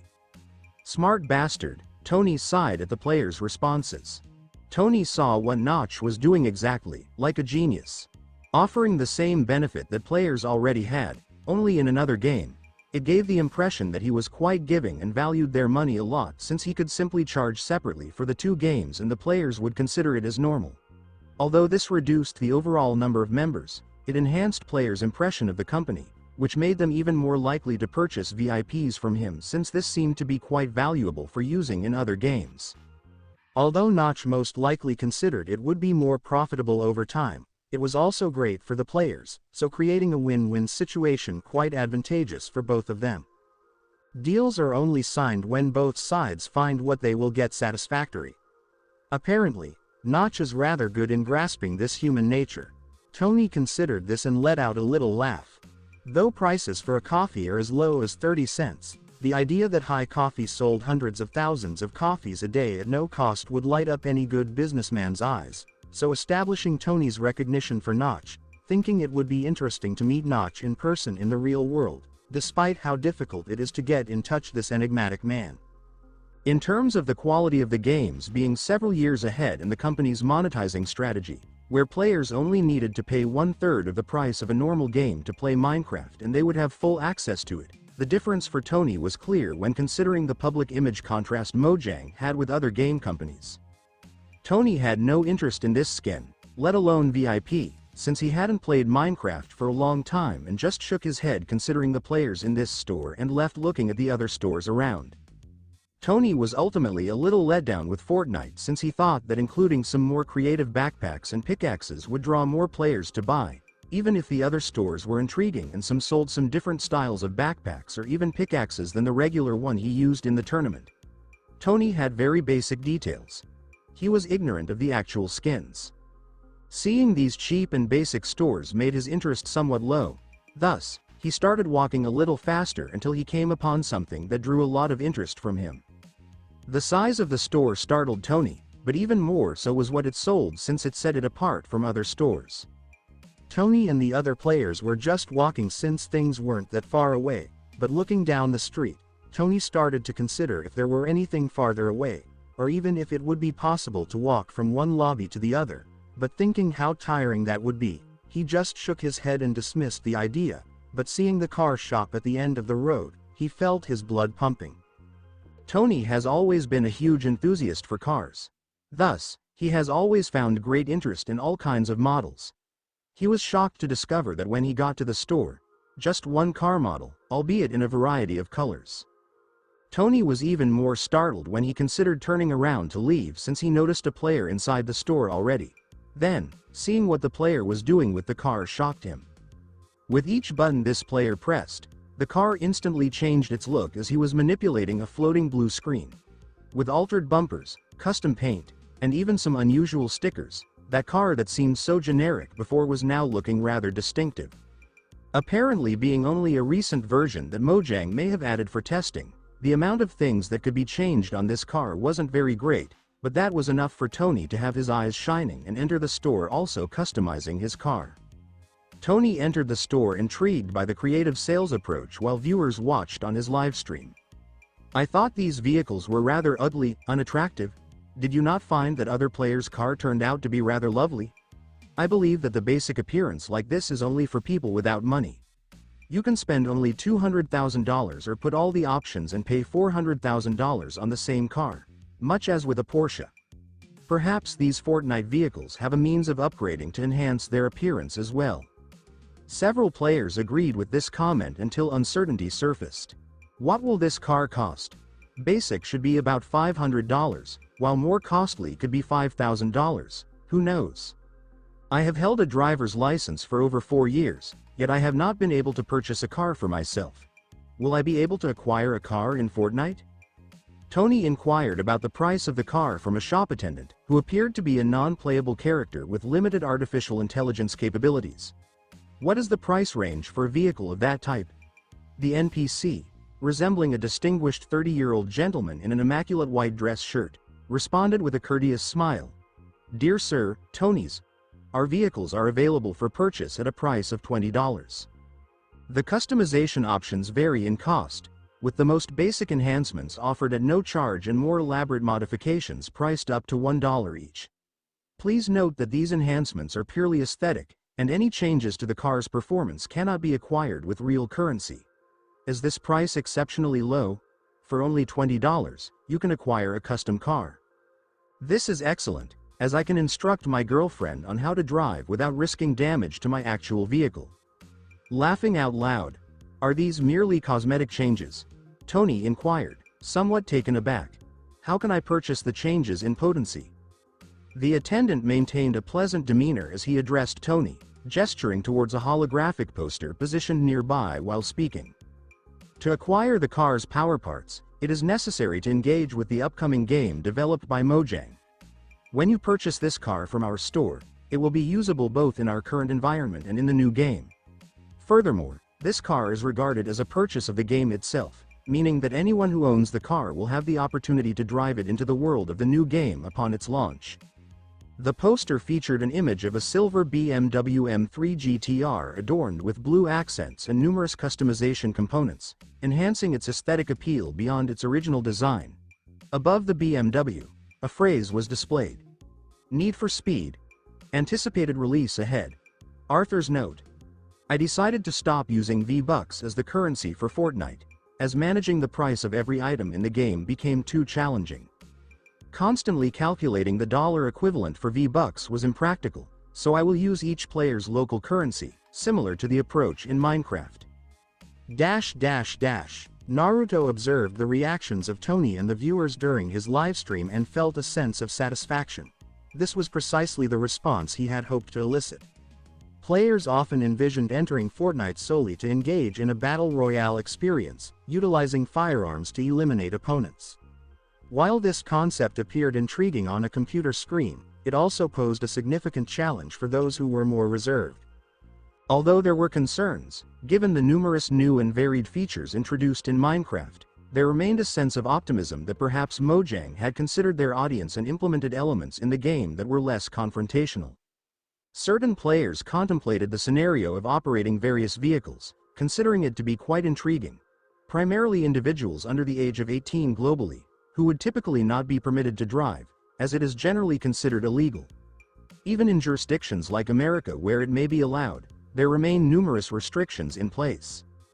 The audience focused solely on driving in Fortnite was ultimately smaller than that of those interested in shooting mechanics, as the core essence of the game revolves around combat. When it was revealed that players could purchase and customize a car in Fortnite for potential use in an upcoming Mojang game, automotive enthusiasts globally began to take a heightened interest in this title. Naruto had invested several million GP to enhance functionality like this. While simply adding the option to drive and customize the car wasn't particularly costly, the cumulative expense of every detail Naruto had incorporated into this lobby was known only to him. The primary factor contributing to the extended development time of Fortnite, despite the assistance of the system, was his approach to the project, which significantly facilitated the game development process. Given the significant rise in Minecraft sales, Naruto opted to invest the GP he received into the game to expedite the development of the virtual world he envisioned, as he had no immediate need for those points. Inspired by the concept presented in the film Ready Player One, Naruto aimed to create a comprehensive virtual world. To achieve this, he required a diverse array of settings from various games to be integrated into the platform, allowing players to develop their own games and custom rooms in the future, akin to VRChat. While VRChat may not reach the heights of RPO, even with the technological constraints of 2018 during its peak, the game succeeded in providing an exceptional immersive experience. Given the creative freedom afforded to players in world building, Naruto aimed to eventually share this with the community, though it was deemed more advantageous to remain the sole developer for the time being. Observing the players' reactions, Naruto felt a sense of satisfaction, confident that his decision was the correct one. Despite the significant increase in investment required for the development of Fortnite, he believed it would ultimately prove to be worthwhile, particularly as he reviewed the game's statistics and noted the significant amount of money being spent by players within just a few minutes of its release. Currently, the ability to drive is limited to Fortnite, as the connection between worlds has been disabled. Players must disconnect from the game for a minute to transfer their consciousness to another game, which lacks automatic connectivity with Fortnite. This situation significantly increases Naruto's GP expenditure to facilitate the exchange of information between the two servers, ensuring that players with VIP status in Minecraft receive equivalent benefits in Fortnite. Certainly, 100 players contributing $800 monthly in VIP fees did not equate to the GP generated, yet it represented a significant profit loss for Naruto over time. Consequently, he aimed to acquire the game's link in the foreseeable future. By implementing this, he would not only reduce expenses related to the exchange of information but also introduce features allowing players to transition seamlessly between games. This would eliminate the current wait time of at least 1 minute, replacing it with an instant portal for players. He recognized that this change would significantly enhance the public's perception of the games. In Naruto's vision, a player dressed as a chef would exit a game like Cooking Simulator, where they honed their culinary skills and managed a virtual restaurant. This player would then gather with friends at a high coffee, who were clad in armor after battling a formidable boss in an RPG. This scenario would allow players from different games to encounter one another, recognize each other's unique experiences, and spark interest in the various games being played, ultimately leading to increased revenue for Naruto. With the advancements in the virtual realm, Naruto recognizes the potential complications for the real world. The human mind is a delicate entity, and even a fleeting thought that life in the virtual world is preferable to reality could have dire consequences for humanity. He was in the process of formulating plans to ensure that players could fully appreciate both the virtual and real worlds, particularly by exploring some of the premium options available in the system store. Noticing that Tony had become preoccupied with purchasing and customizing a car, Naruto proceeded to open a new tab to search for another livestream focused on testing Fortnite. Observing the graph of Twitch viewers for various games, Naruto displayed a subtle smile. Third place recorded 100,000 viewers, while Minecraft secured second place with 15 million viewers, and Fortnite dominated in first place with an impressive 50 million viewers. The attendance was modest in comparison to the number of spectators during the Fortnite tournament organized by Naruto. This was reasonable, as participants were previously limited to watching Fortnite during the tournament. However, with Naruto's recent release allowing players to engage directly with the game, the majority opted to play rather than view the livestream. Upon reviewing the streamers list, Naruto recognized a familiar livestream positioned among the top 50 most viewed Fortnite streamers. Crawler reached an audience of over 200,000 individuals. In the thumbnail displayed on the screen, Naruto smiled as he observed Kurt alongside two players, one identified as Summers, and the other as B, engaged in customizing cars at the NFS dealership. Disregarding the car enthusiasts, Naruto reviewed the list of streamers once more and noted that the top 1 streamer was currently Ned. This revelation did not come as a surprise, as Ned has consistently held the title of top 1 streamer in Minecraft since the game's inception. It would indeed be unusual for someone to surpass him unexpectedly. Among the 50 million viewers currently engaged with Fortnite, 20 million tuned into Ned's livestream, accounting for 40% of the game's total audience. This remarkable figure has set new records for his livestreams. The thumbnail of the livestream that Naruto was viewing featured Ned standing in front of a store, prominently displaying a large golden emblem at its center. The shop's appearance exuded elegance, featuring a striking white facade complemented by exquisite golden accents, while enchanting yellow particles enveloped the space, enhancing its magical allure.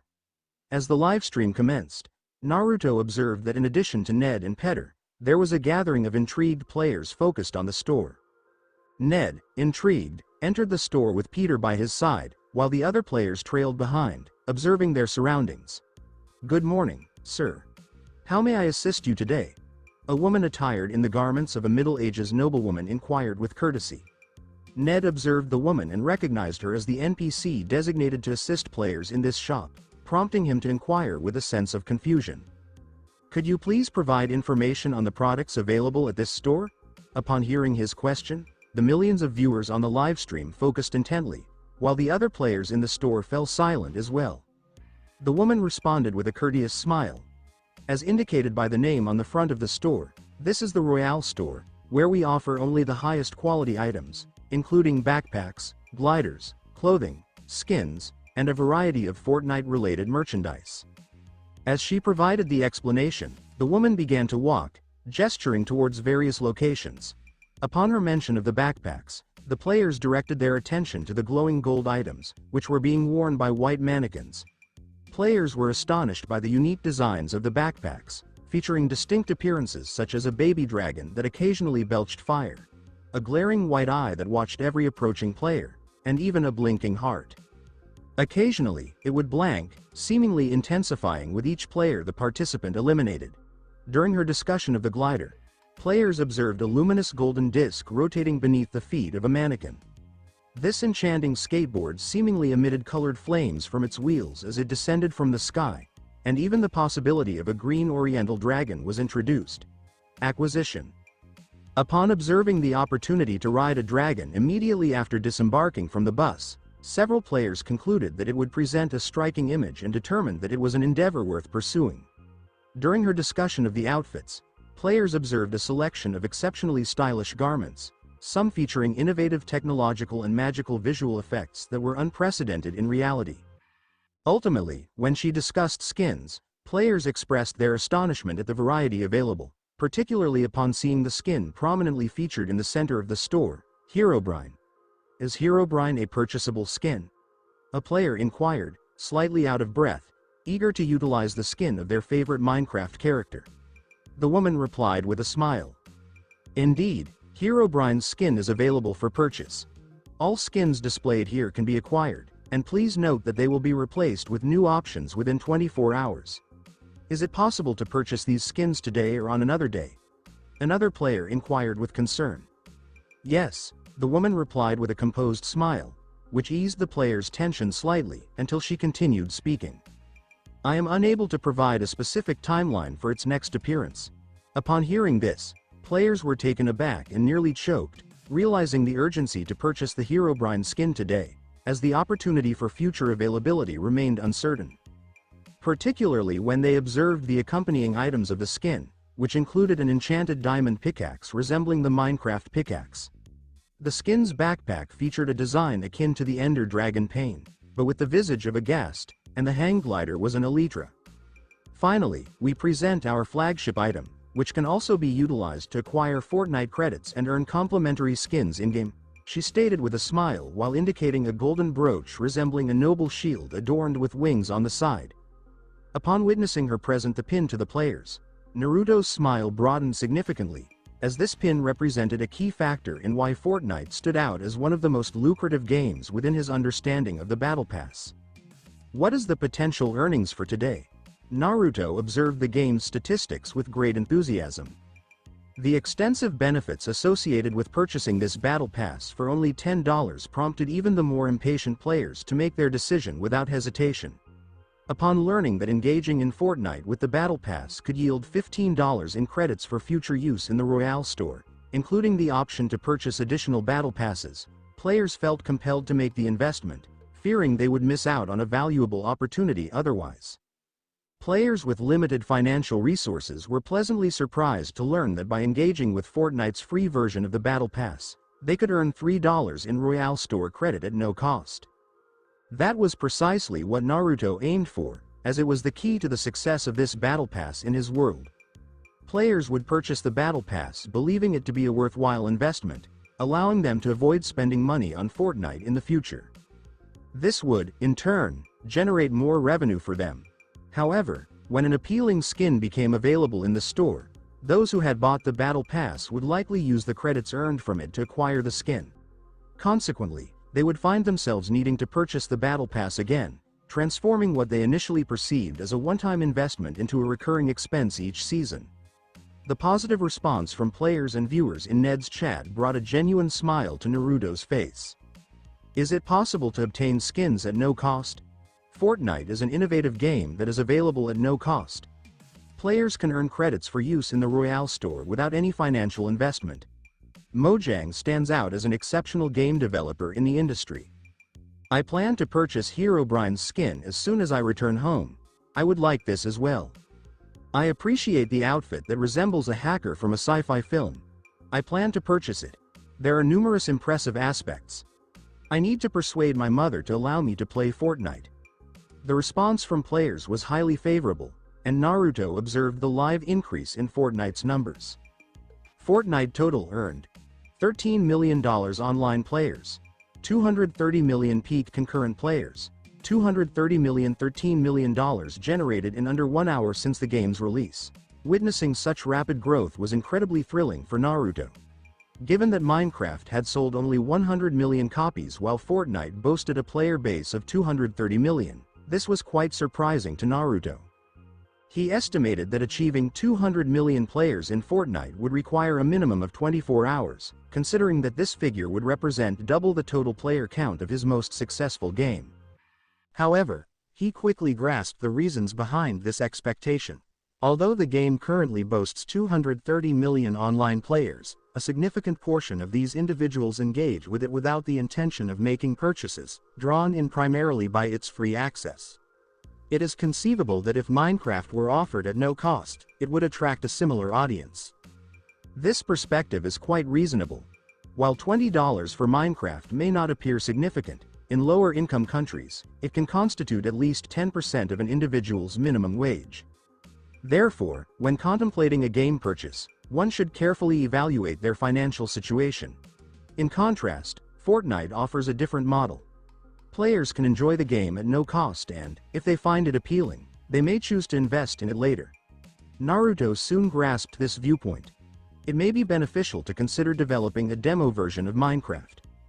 Recognizing the value of this idea, Naruto documented it for future reference before returning to the livestream. Ned clearly purchased the Battle Pass and generously gifted it to Petter, as his earnings from the livestream made the $20 expenditure negligible. Upon reviewing the extensive list of benefits provided by the Battle Pass, which included 10 impressive skins along with additional skins for weapons, gliders, backpacks, and various other items, Ned concluded that his investment was justified, a sentiment echoed by the viewers. I shared the same perspective, observing the significant advantages it provided. Ned observed Herobrine's skin and promptly made the purchase.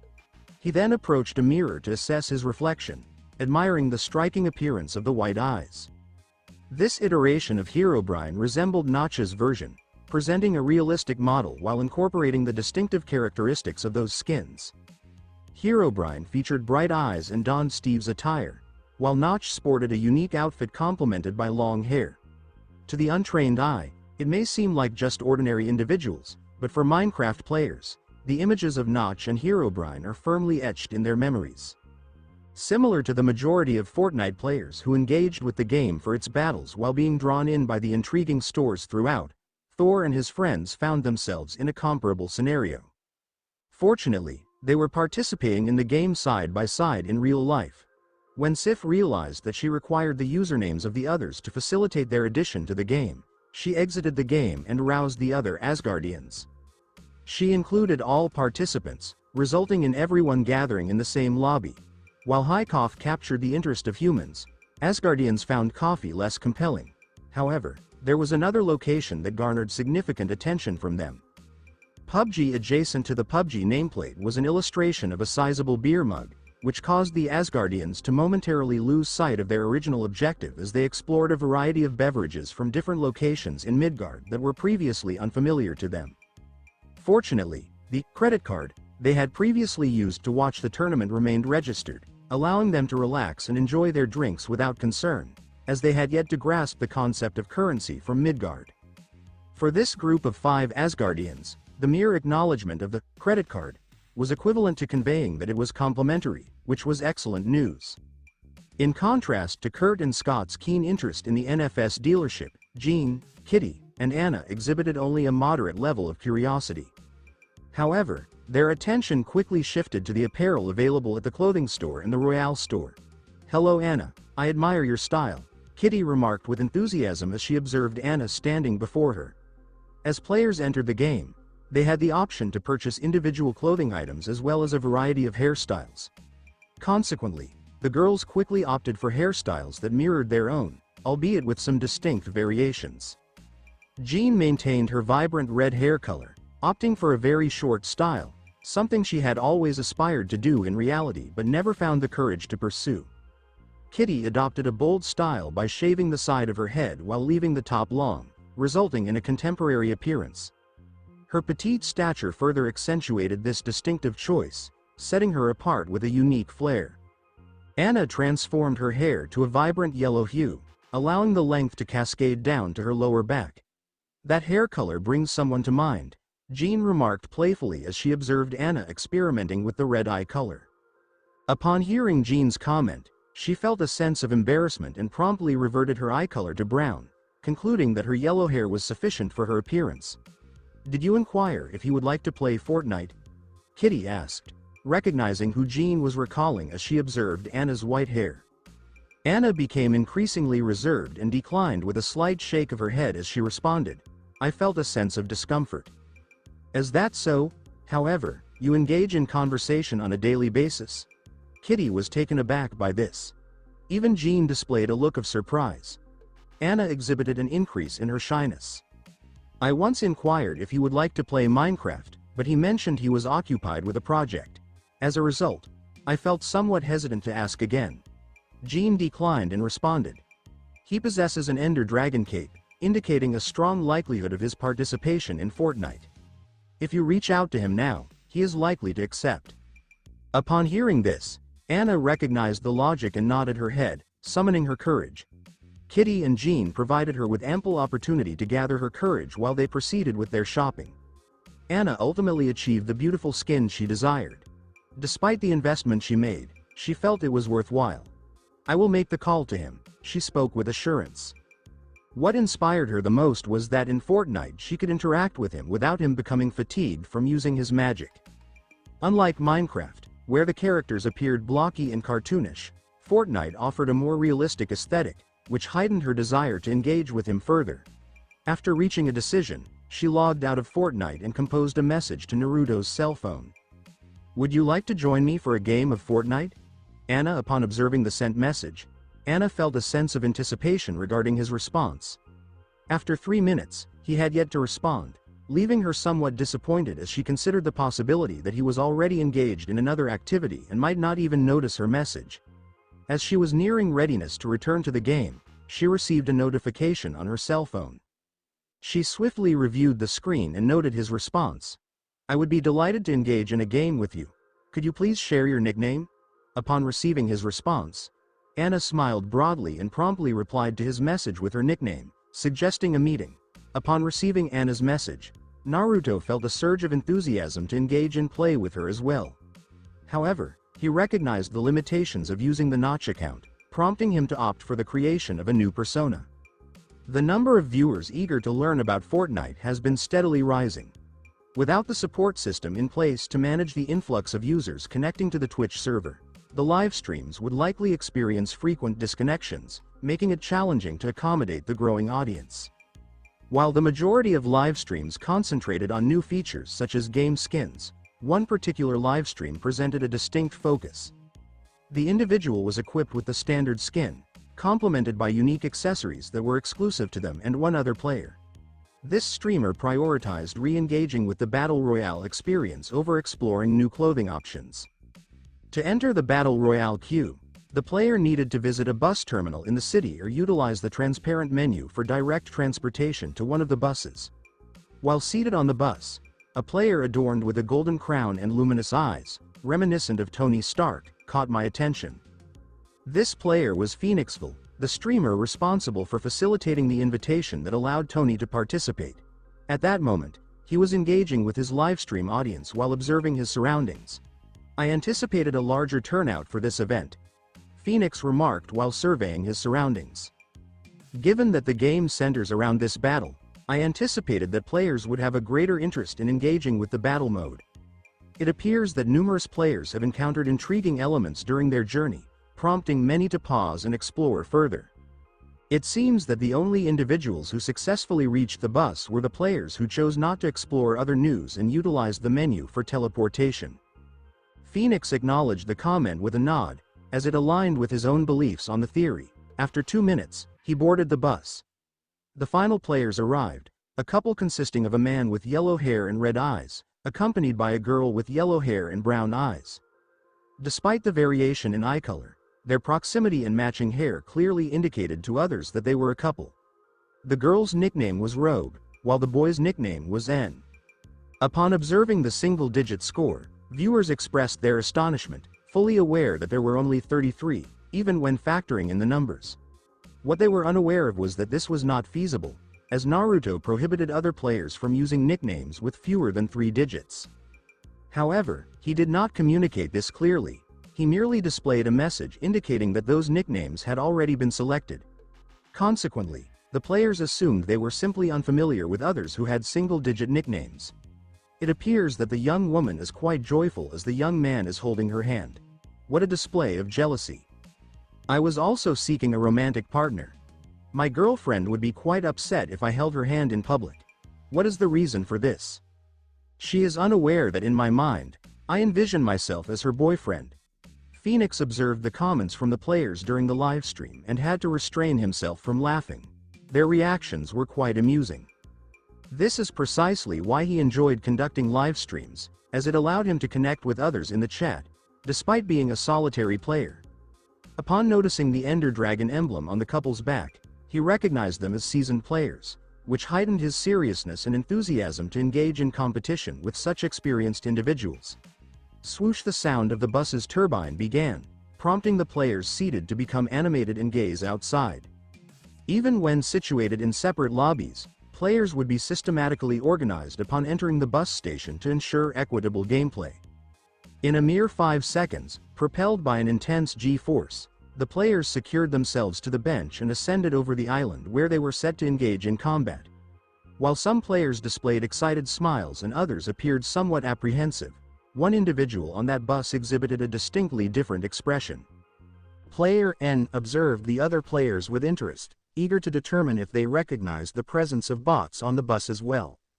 It seems he performed effectively, as no one appeared to realize that 70% of the players on that bus were bots he created. His intention was to allow even a less skilled player the opportunity to eliminate someone before encountering another player and being eliminated themselves, resulting in an actual player count of only 30. As Rogue smiled while holding his hand, N surveyed his surroundings with a smile, choosing to deactivate his admiral powers, thus becoming an ordinary player experiencing the game for the first time. He could certainly activate the admiral powers at any time if necessary, but he found that this approach allowed him to feel more at ease while playing. It is clear that N represents Naruto and Rogue denotes Anna, who recently met and engaged in conversation at the bus station. Anna felt a sense of shyness upon encountering Naruto, particularly due to her hair color. She soon regretted her decision to keep it white, as it became a source of embarrassment in his presence. However, her feelings shifted when he took her hand and embraced her warmly. Having envisioned this moment for an extended period, Anna paused as she felt Naruto's firm hand encircling her waist. However, she quickly embraced the warmth of the hug, setting aside her initial nervousness. As they traveled on the flying bus, Naruto turned to Anna, who was seated next to him, and inquired, "Where would you like to leap?" Anna felt a sense of bewilderment as she surveyed her surroundings, realizing with surprise that they were already soaring above the island, a detail she had overlooked. After a moment of contemplation, she noted a small mountain accompanied by 3 houses. "Might it be located over there?" she inquired with a hint of uncertainty. Naruto offered a smile and nodded in agreement. "Certainly, let's proceed." Phoenix was thrilled. He had just disembarked from the bus and had already eliminated 2 players single-handedly. He was assigned to collaborate with another player. However, the player did not synchronize their jump with his, resulting in a landing that was not in close proximity. Upon witnessing this, he believed his demise was imminent. However, who could have anticipated that he alone possessed the capability to eliminate a double? What surprised him even further was that after he eliminated these 2 additional players, his livestream viewership began to increase. The unique appearance resulting from the accolades he earned in the tournament, combined with the fact that some viewers shared the link to the livestream with friends following Phoenix's elimination of both players, contributed to the situation. With enthusiasm for the rising numbers, Phoenix embraced the moment and proceeded with a sense of urgency. In response to his requests, he consistently discovered a pair every few minutes and executed increasingly elegant moves to eliminate the players. He had already taken the lives of 8 individuals, a feat he never imagined he could achieve. Impressive. That explains his victory in the tournament. I aspire to perform at this level when I engage in Fortnite. I'm reaching out to my friends to highlight your impressive skills while playing Phoenix." These remarks only heightened Phoenix's enthusiasm, leading him to believe he was invincible and capable of defeating every player that crossed his path until he emerged as the champion of this game. As Phoenix executed each elimination, he increasingly disregarded the necessity to build, choosing instead to focus on reaching his partner. Bang! As Phoenix approached the location indicated on the map for his partner, he noticed that his life bar had been completely depleted.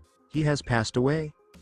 Phoenix experienced a moment of surprise. However, the confidence he had developed during his journey led him to perceive it as a minor issue.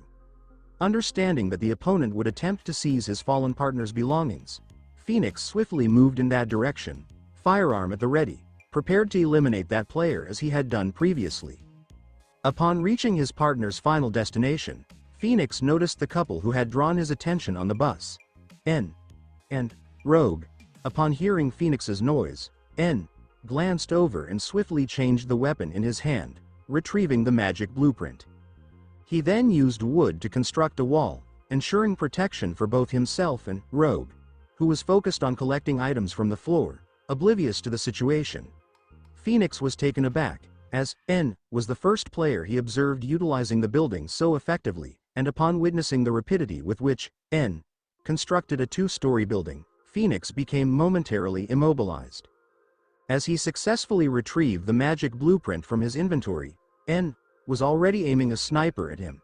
Bang! Phoenix experienced the same sound that had claimed his partner's life before he sensed his body weaken and vanish, leaving only his spirit behind. Phoenix. What was that? Please exercise caution. I believe I detect footsteps coming from that direction, Naruto stated while aiming a firearm to the right side. At that moment, he and Anna were up on a construction he built, just the two of them and a couple of other pairs around. Naruto has taken down 15 people, and Anna has taken out 10, which brings their total to 25 kills as a duo. So, when you look at Anna's stats, she took down 8 bots and just 2 real players. On the flip side, Naruto had 4 bots and 11 real players in his tally. He was pretty good at spotting the bots, so he let Anna handle those since it made her feel good to take them out. Before Anna could even reply to him, Naruto noticed a head pop up on top of a building below. Without a second thought, he pulled the trigger and then adjusted his sniper's aim. The shot rang out really loud. Naruto was using a heavy sniper. It packed quite a punch, but he had to think about the bullet drop and how the wind might affect it, not to mention the distance he was shooting from. For regular players, this kind of thing could be pretty complicated. But for pro soldiers, it was more of a routine task. Even so, it still took a few seconds to calculate and adjust the weapon's aim. But for Naruto, it was like second nature. He didn't even have to think about it. Super. The player gazing at the tower heard the shot and quickly tried to hide, but it was too late. The bullet struck him squarely in the head, forcing him to kneel and wait for his teammate to come to his aid. Got one shot and took out one opponent. This weapon had a real advantage. As long as you hit the head, even from a distance, the player would go down.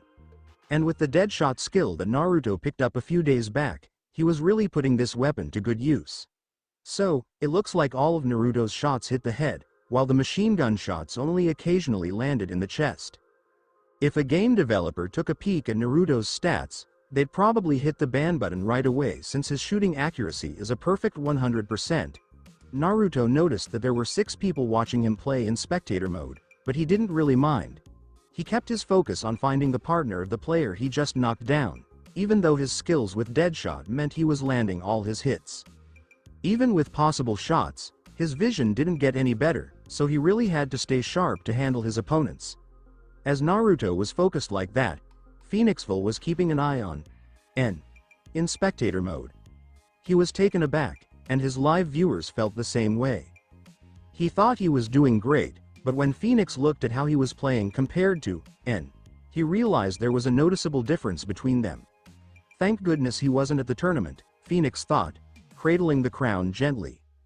Winning this crown in the tournament felt pretty significant, especially since it has the same effects as the one Tony got. He couldn't help but think about his godmother, who was in the hospital battling cancer but got better thanks to the aura. Then there was that deal he struck with the government after they heard about his crown. They wanted his help to cure some seriously ill patients in exchange for a hefty sum. It really hit him how much his life had transformed. He went from being just an ordinary young guy, stressing over bills at home, to becoming a well-known streamer who even had government protection and was treated like someone important by the state. "I really need to step up my training," Phoenix said, getting serious as he considered it. With all the possibilities Fortnite had opened up for him and the future opportunities that could come his way, he realized he had to put in a lot more effort to make the most of it. So, the first streamer who really focused on competitive Fortnite popped up, and Naruto, the one behind it all, had no clue this was going down. He ended up taking out the second to last player while Anna, right next to him, finished off the last one, which brought up that Victory Royale screen once more. Anna was beaming with a huge smile, while Naruto wore a calm smile as he gazed up at the golden light animation coming from the sky, which was placing a golden bracelet on his arm. This bracelet, just like the crown, featured a number 1 number and could be brought into the real world. Plus, that number would go up with every win a player racked up in normal game mode. If you won in ranked mode, you'd get a golden ring. It works the same way, but it only counts your ranked victories. And then there's the crown, which is all about your tournament wins. Out of the 3 golden accessories, it turns out that only the crown had the special healing aura. The bracelet and ring, they just brought a nice golden look without any extra powers. Naruto and Anna had a blast, especially Anna. She was super excited to take down more players than she ever imagined, and it really boosted her confidence. Actually, most of the players she took out were bots, with just a few being real players. But Naruto kept that to himself because that was precisely why he included bots in the games. So, it's pretty clear that the other games don't have as many bots. Naruto set it up so that the number of bots is based on the player's account level. Basically, the higher your level, the fewer bots you encounter. In regular games, you might still run into a few bots, even if you're a high-level player. But in ranked games, it's just 100 real players, no bots at all. So, they played 3 games and managed to win 2 of them. They only lost 1 game to this duo that looked pretty professional, which definitely caught Naruto's attention. It was surprising to see even those kinds of players getting into Fortnite. So, even though Naruto has Deadshot's skills and is way better at building, when they faced off against the other team, things didn't go his way. The opposing duo was super ready, and Naruto just happened to get caught up with another pair, which meant he had to take on 4 players at once. That's what led to him and Anna getting knocked out. But honestly, they weren't upset about it at all since they were just playing for fun. After playing those 3 games with Anna, Naruto headed over to play with B, just like he promised. They enjoyed 2 more games together before Naruto decided to take a break and check out the game status screen. When Naruto saw how much money Fortnite was raking in, he was taken aback. He figured it would be a lot, but he never expected it to be that huge. Fortnite's success was hitting heights that nobody ever imagined. Even though Minecraft is super popular, it had around 100 million players. That might sound small when you think about the entire world's population, but it's actually a huge number compared to other games. Most of the top games out there usually have fewer than 1 million players each week. When you look at the success of Fortnite, it's clear that Minecraft was falling a bit short. I mean, who wouldn't pick a free game over a $20 one when given the choice, right? So, Minecraft has sold over 100 million copies, which is pretty amazing, right? Meanwhile, Fortnite is getting close to hitting that mind-blowing 1 billion players mark. Naruto couldn't believe his eyes as he checked out the data the system had given him. Total Fortnite unique players, 914 million. That number was enough to leave Naruto speechless. With a global population of 7 billion, it's pretty impressive that Fortnite has nearly reached 1 billion players. That means about 15% of people worldwide are connected to the game. And when you think about kids and older folks who might not have been in the loop at first, it's likely that around 1 in 4 people have chosen to jump into Fortnite and see what all the fuss is about. As Naruto dug deeper into the data, he started to get a better grasp on these people's behavior. There are 887 million players online. There are 70 million players in Fortnite Battle Royale. There are 817 million players in Fortnite Oasis. The game dropped just 2 hours ago, so even if the stores were cool, anyone jumping into Fortnite to check out Battle Royale was already in that mode. Meanwhile, those who were just curious after hearing about the Minecraft hype ended up logging into Fortnite Oasis. With the number of players in Battle Royale going up, even if it was a bit slow, Naruto realized that most Fortnite Oasis players probably wouldn't give Battle Royale a shot and would stick to Oasis mode instead. Naruto chose the name Oasis for the virtual world he was creating, inspired by the movie Ready Player One. He thought it was a perfect fit since the virtual reality game in the film is also called Oasis, so he decided to go with that name. Right now, it's just known as Fortnite Oasis since it's linked to Fortnite. But Naruto has plans to rebrand it as just Oasis soon. He's looking to use the GP he earns to transform it into a hub that boosts sales year after year. Let's talk about games. As he thought about the GP he might have won, Naruto glanced at the stats and couldn't help but smile widely. Total earned: $182 million. GP: 914,000. He's 1 million won GP before, but since this was just on the first day, Naruto was really pumped about it. He understood that to help a consumer overcome their fear of shopping in a virtual store, it was important to create a comfortable environment for them. Over time, the shopper would start to feel the urge to spend money and get something in return. Once that door was open, their spending would likely grow more and more. With the first day already raking in nearly $200 million, Naruto had a feeling that this revenue was only going to keep climbing, hitting some truly mind-blowing figures in the future. Naruto was close to hitting 5 million GP, but he realized that if he wanted to turn Oasis into the standalone version he dreamed of, he needed to aim higher for now. So, Naruto grabbed a bite from Shokugeki no Soma, kicked back in his chair, and watched the sales numbers shoot up like they were the most thrilling movie he'd ever seen. As Naruto was living his best life and watching his account numbers climb, folks all over the globe were blown away by Fortnite's technology. Just regular folks, who had never come across anything quite as fascinating as this. "Sis, wanna play Fortnite?" a little teenage boy said excitedly, looking at his sister with anticipation. His sister, who was just about to graduate, was sitting there with a pile of books in front of her, feeling a bit down about the fact that she had to read through all of them to score well. After studying for about 6 hours, she thought it would be nice to take a break and spend some time with her little brother. "What's Fortnite, Pietro?" she asked, looking a bit puzzled. Pietro glanced at his sister, feeling even more puzzled. "Have you heard of Fortnite, Wand?" "I should?" Wanda asked, tilting her head in disbelief. Pietro glanced at his sister and the pile of books around her and realized she was completely absorbed in her studies, unaware of the news from the last few days. "Check it out. It's this amazing world where you can snag affordable clothes, enjoy tasty food without breaking the bank, and even play games for free." Pietro shared his thoughts on Fortnite while watching live streams. Wanda stared at him, even more puzzled. With such a magical spot popping up in the city, how had she never heard of it before? "Do you really think this isn't a scam?" Pietro just shook his head really fast and explained. "It's not really about the physical stuff. It's all about this virtual world." Wanda quickly figured out what Pietro was getting at. It was a video game. "Pietro, I'm not really into video games. What do you think about doing something else?" she said, a bit let down. Pietro just shook his head and gently pulled her arm toward his room. He figured it would be easier to show her the livestream instead of trying to explain it all over again. All over the world, similar scenes were unfolding.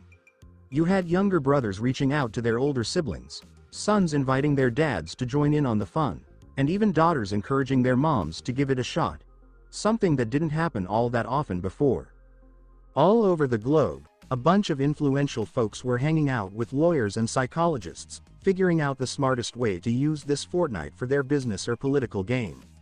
You know, a lot of the big clothing brands, like Gucci, Chanel, and CK, have been holding emergency meetings lately. They're trying to figure out how to deal with Fortnite and even considering how they might share profits with Mojang if they decide to open a virtual store in the game. It wasn't just clothing stores talking about this. Major automotive brands like BMW, Audi, Mercedes, Porsche, Pagani, and Ferrari were in on the conversation too. They noticed how NFS dealerships were grabbing the attention of millions worldwide and realized this could be an incredible showroom. Way better than the car conventions they hosted all year long. Even though the events they hosted each year barely hit the 5 million mark in total, the influx of visitors to Concepcionaria NFS really boosted their annual results, tripling them in no time. The world was shifting, and it seemed like everyone felt the urge to keep up. Those who resisted change, well, they were likely to be left behind in the past. Naruto knew about the shift that Fortnite was causing in the world, and he was already thinking ahead. He had plans to welcome other companies to create content for Oasis, allowing a version for others to develop things like clubs, bars, restaurants, clothing stores, and more. With different kinds of virtual establishments, the world of Oasis could start to expand and evolve on its own, without him having to spend his time on it.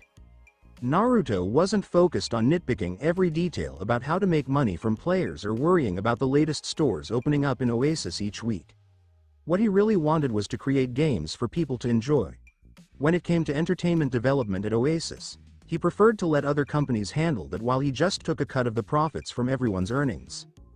"Let your money work for you," Naruto said with a smile as he thought about what percentage he would take from companies wanting to join Oasis. So, Naruto was planning to open up access to Oasis for other companies only once it really became a hub and was fully separate from Fortnite. For now, he wanted to keep it all to himself and enjoy the profits. But that didn't stop him from figuring out a way for companies to get in touch with Mojang. So, instead of just sticking to email like most companies, Naruto decided to set up Mojang's headquarters in Oasis and got some NPCs to play the role of receptionists for tech support to help out players. Naruto imagined the space as a big Apple store, but with a fancier vibe that still felt welcoming for players. If someone has doubts or suggestions, they could chat with an NPC who would assist the player or jot down the idea for Naruto. This way, all the unnecessary stuff gets filtered out, so Naruto doesn't have to stress about it. To make things easier, he even ensured that the manager NPC at Mojang HQ had his contact info. This way, the manager could reach out to Naruto whenever something important came up. To Naruto's surprise, it wasn't long before something did happen. "Mr. Notch is here, and he says he's the president of Twitch. He wants to meet you," the store manager said in a calm and collected tone through the communicator, just like Naruto would. Naruto raised an eyebrow at that and, feeling curious, he replied, "Sure. Just let them know I'll arrive in about 5 minutes." Once he wrapped that up, Naruto took some time to tweak a few things he found intriguing in the suggestions from players. Then, he transported himself to Mojang headquarters, taking on Notch's form. He set up an office on the top floor of the Mojang headquarters building, just in case he ever needed it, so this was exactly where he teleported to. At first, he planned to welcome the guest at the office, but he got curious about how things were going at the reception. So, he decided to head downstairs and meet the Twitch representative in person. As the elevator door slid open, Notch noticed a crowd of at least 150 players chatting with NPCs decked out in Mojang's iconic red cape. Most of the players were having a friendly chat with the NPCs since Naruto had given them some really nice personalities. It's likely that a lot of people didn't even notice they were chatting with NPCs. As he glanced around, he noticed the manager chatting with a guy in his 30s who had a really excited look on his face. When Notch strolled over, the other players spotted him and quickly whipped out their virtual cameras to snap pictures and record videos, eager to share the moment with their friends and family. Luckily, no one came over to us. Noticing the fuss around him, the player chatting with the manager caught sight of Notch. He instinctively straightened his back and tried to adjust his tie, only to remember he wasn't actually wearing one. Notch just grinned at the guy's vibe. The player, named Sheer, reached out his hand to Notch and said, "Mr. Notch, great to finally meet you. I'm Emmett Sheer." Notch kept smiling and said, "Great to meet you, Emmett. How's your experience in Oasis so far?" Emmett caught wind of this and glanced around, filled with curiosity. It's just like the name suggests, a true oasis. It's a spot where even those from the poorest backgrounds in third world countries can enjoy some good times with friends without breaking the bank, or even for free. You're brilliant. No need for, sir, Emmett. Just call me, Notch. Notch waved his hand dismissively. I'm really glad to hear your thoughts. I believe Oasis still has so much to offer the world. Emmett nodded without a second thought, on board with what Notch was saying. From what he had seen so far, he was already intrigued. Just thinking about what else might be hiding in this mysterious guy's mind was fascinating. As he thought it over, Emmett quickly recalled the reason for his visit. "See Notch, I think you have a pretty solid impression of Twitch, right?" he asked, a bit nervously. Notch nodded and said, "I really think Twitch is the top choice for gamers among all the streaming platforms, but there's definitely still some room for improvement." Hearing that, Emmett got even more excited and continued, "Absolutely. I get how much Twitch can still grow. Before Minecraft launched, we were barely hitting 5 million daily viewers, but once Minecraft came out, that number shot up to nearly 100 million. I think that without Mojang's support, our servers might not even handle 10% of that load." Notch sat quietly, trying to figure out why Emmett had reacted to what he said. Emmett jumped right in and said, "I've got a proposition for you. How about I sell you 50% of Twitch for just a symbolic $1? This way, you can keep using Twitch as the official Mojang platform without any worries, and you'll still get to enjoy the profits it generates." Notch raised an eyebrow at that. Twitch was a company already valued at nearly $1 billion, so selling 50% of it for just $1 felt like giving him $500 million for nothing. But when you think about the impact he was having on Twitch's valuation, if he decided to switch companies down the line, it could really hurt the business. So, Emmett likely figured it was smarter to have a piece of a big cake rather than just a small cake to enjoy all by himself. Naruto was really intrigued by the projects he had in mind, especially in the esports realm. The proposal caught his attention, particularly because the servers on system were so affordable. It seemed like a great fit for Twitch, allowing it to expand into a video platform similar to YouTube, but without the hefty costs that Google incurs to maintain all those videos. With a grin, Naruto extended his hand and replied, "With an offer like that, I'd be really silly to say no. What do you think about meeting up at Twitch headquarters to sign this agreement?" When Emmett heard this, he couldn't help but smile even wider, feeling super excited about Twitch's future and really curious about what Notch would look like in real life. The day had finally arrived. Unlike other days when Emmett would roll into the company headquarters a bit later, thanks to his late-night work sessions and morning sleep-ins, today was a whole different story. The day before, he had made plans with Notch to meet up at Twitch headquarters to sign the purchase agreement. It was the moment he would essentially hand over half of the company he built to this unknown guy, and it felt like he was doing it almost for nothing. It might seem a bit odd, but for Emmett, this was the best news he'd received in years. Even though Twitch is the biggest game streaming platform out there, its annual revenue isn't as high as you might think. That's mainly because their expenses are pretty steep. Plus, getting other companies to advertise on Twitch can be a tough sell since the audience is quite niche, which limits the range of companies they can reach out to. So, a few days ago, everything took a turn when this mysterious game popped up on Twitch. It's wild because even the company's top programmers couldn't figure out how it showed up. Even when the government told them to take down Minecraft live streams before, they just couldn't do it, which really showed how skilled the programmers at Mojang are. So many people were tuning into Minecraft on Twitch that companies that used to turn their noses up at the platform, saying they'd never advertise there and to stop calling, were now practically begging to get in on the action and advertise during Minecraft live streams. The cost for every 1,000 people seeing an ad, which used to be just $1, has now jumped to over $7, and it looks like it's only going to keep climbing. Even though that amount was split between the platform and the streamer, Emmett was really happy because Twitch's earnings in the last week had already topped what they made in the whole previous year. The employees at the company were pretty curious as they spotted the CEO lounging on the couch next to the front desk, glancing back and forth between the clock and the door. A few people approached him to find out what was happening, but he simply mentioned that a very important person was on their way and that he was there waiting for them. This only piqued the employees' curiosity even more. Some employees even began texting their friends about the latest gossip, while others were glued to the CEO, trying to catch a glimpse of when he would get up and who that important guest might be.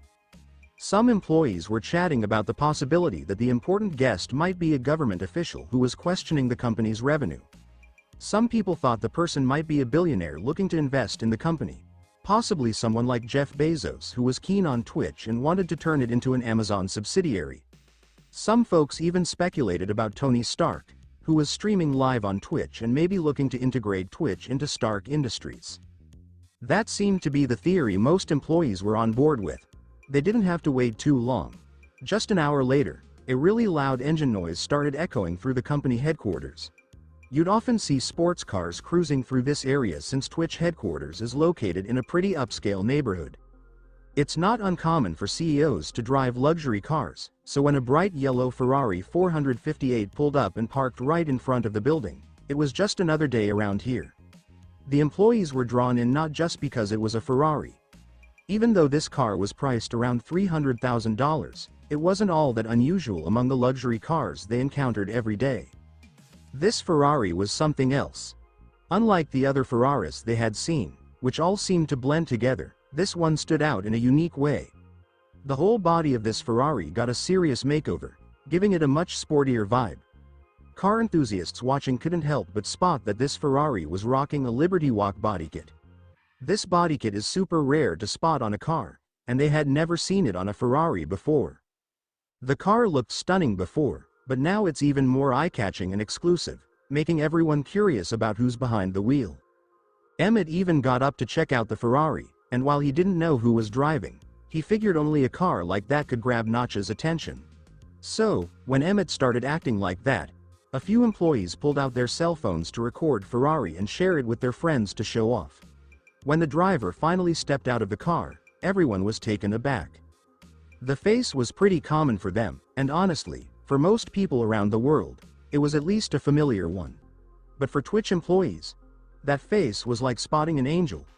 Awesome. It's not just his square Minecraft avatar or even his somewhat cartoonish Fortnite character, but the real Notch standing right there in front of everyone. The long black hair and that brown shirt, they were all so familiar. As the employees stood there in disbelief, Emmett was the first to spring into action, walking over with a big smile to greet his company's hero. Twitch is about to reach new heights like never before. So, while Emmett and Notch were busy bickering about the contract, those videos the employees created were getting shared all over the globe on the internet. Stay tuned for more. Thank you for taking the time to listen to this video. I'm thrilled you watched the video. If you enjoyed it, be sure to like and subscribe for even more exciting content coming your way soon.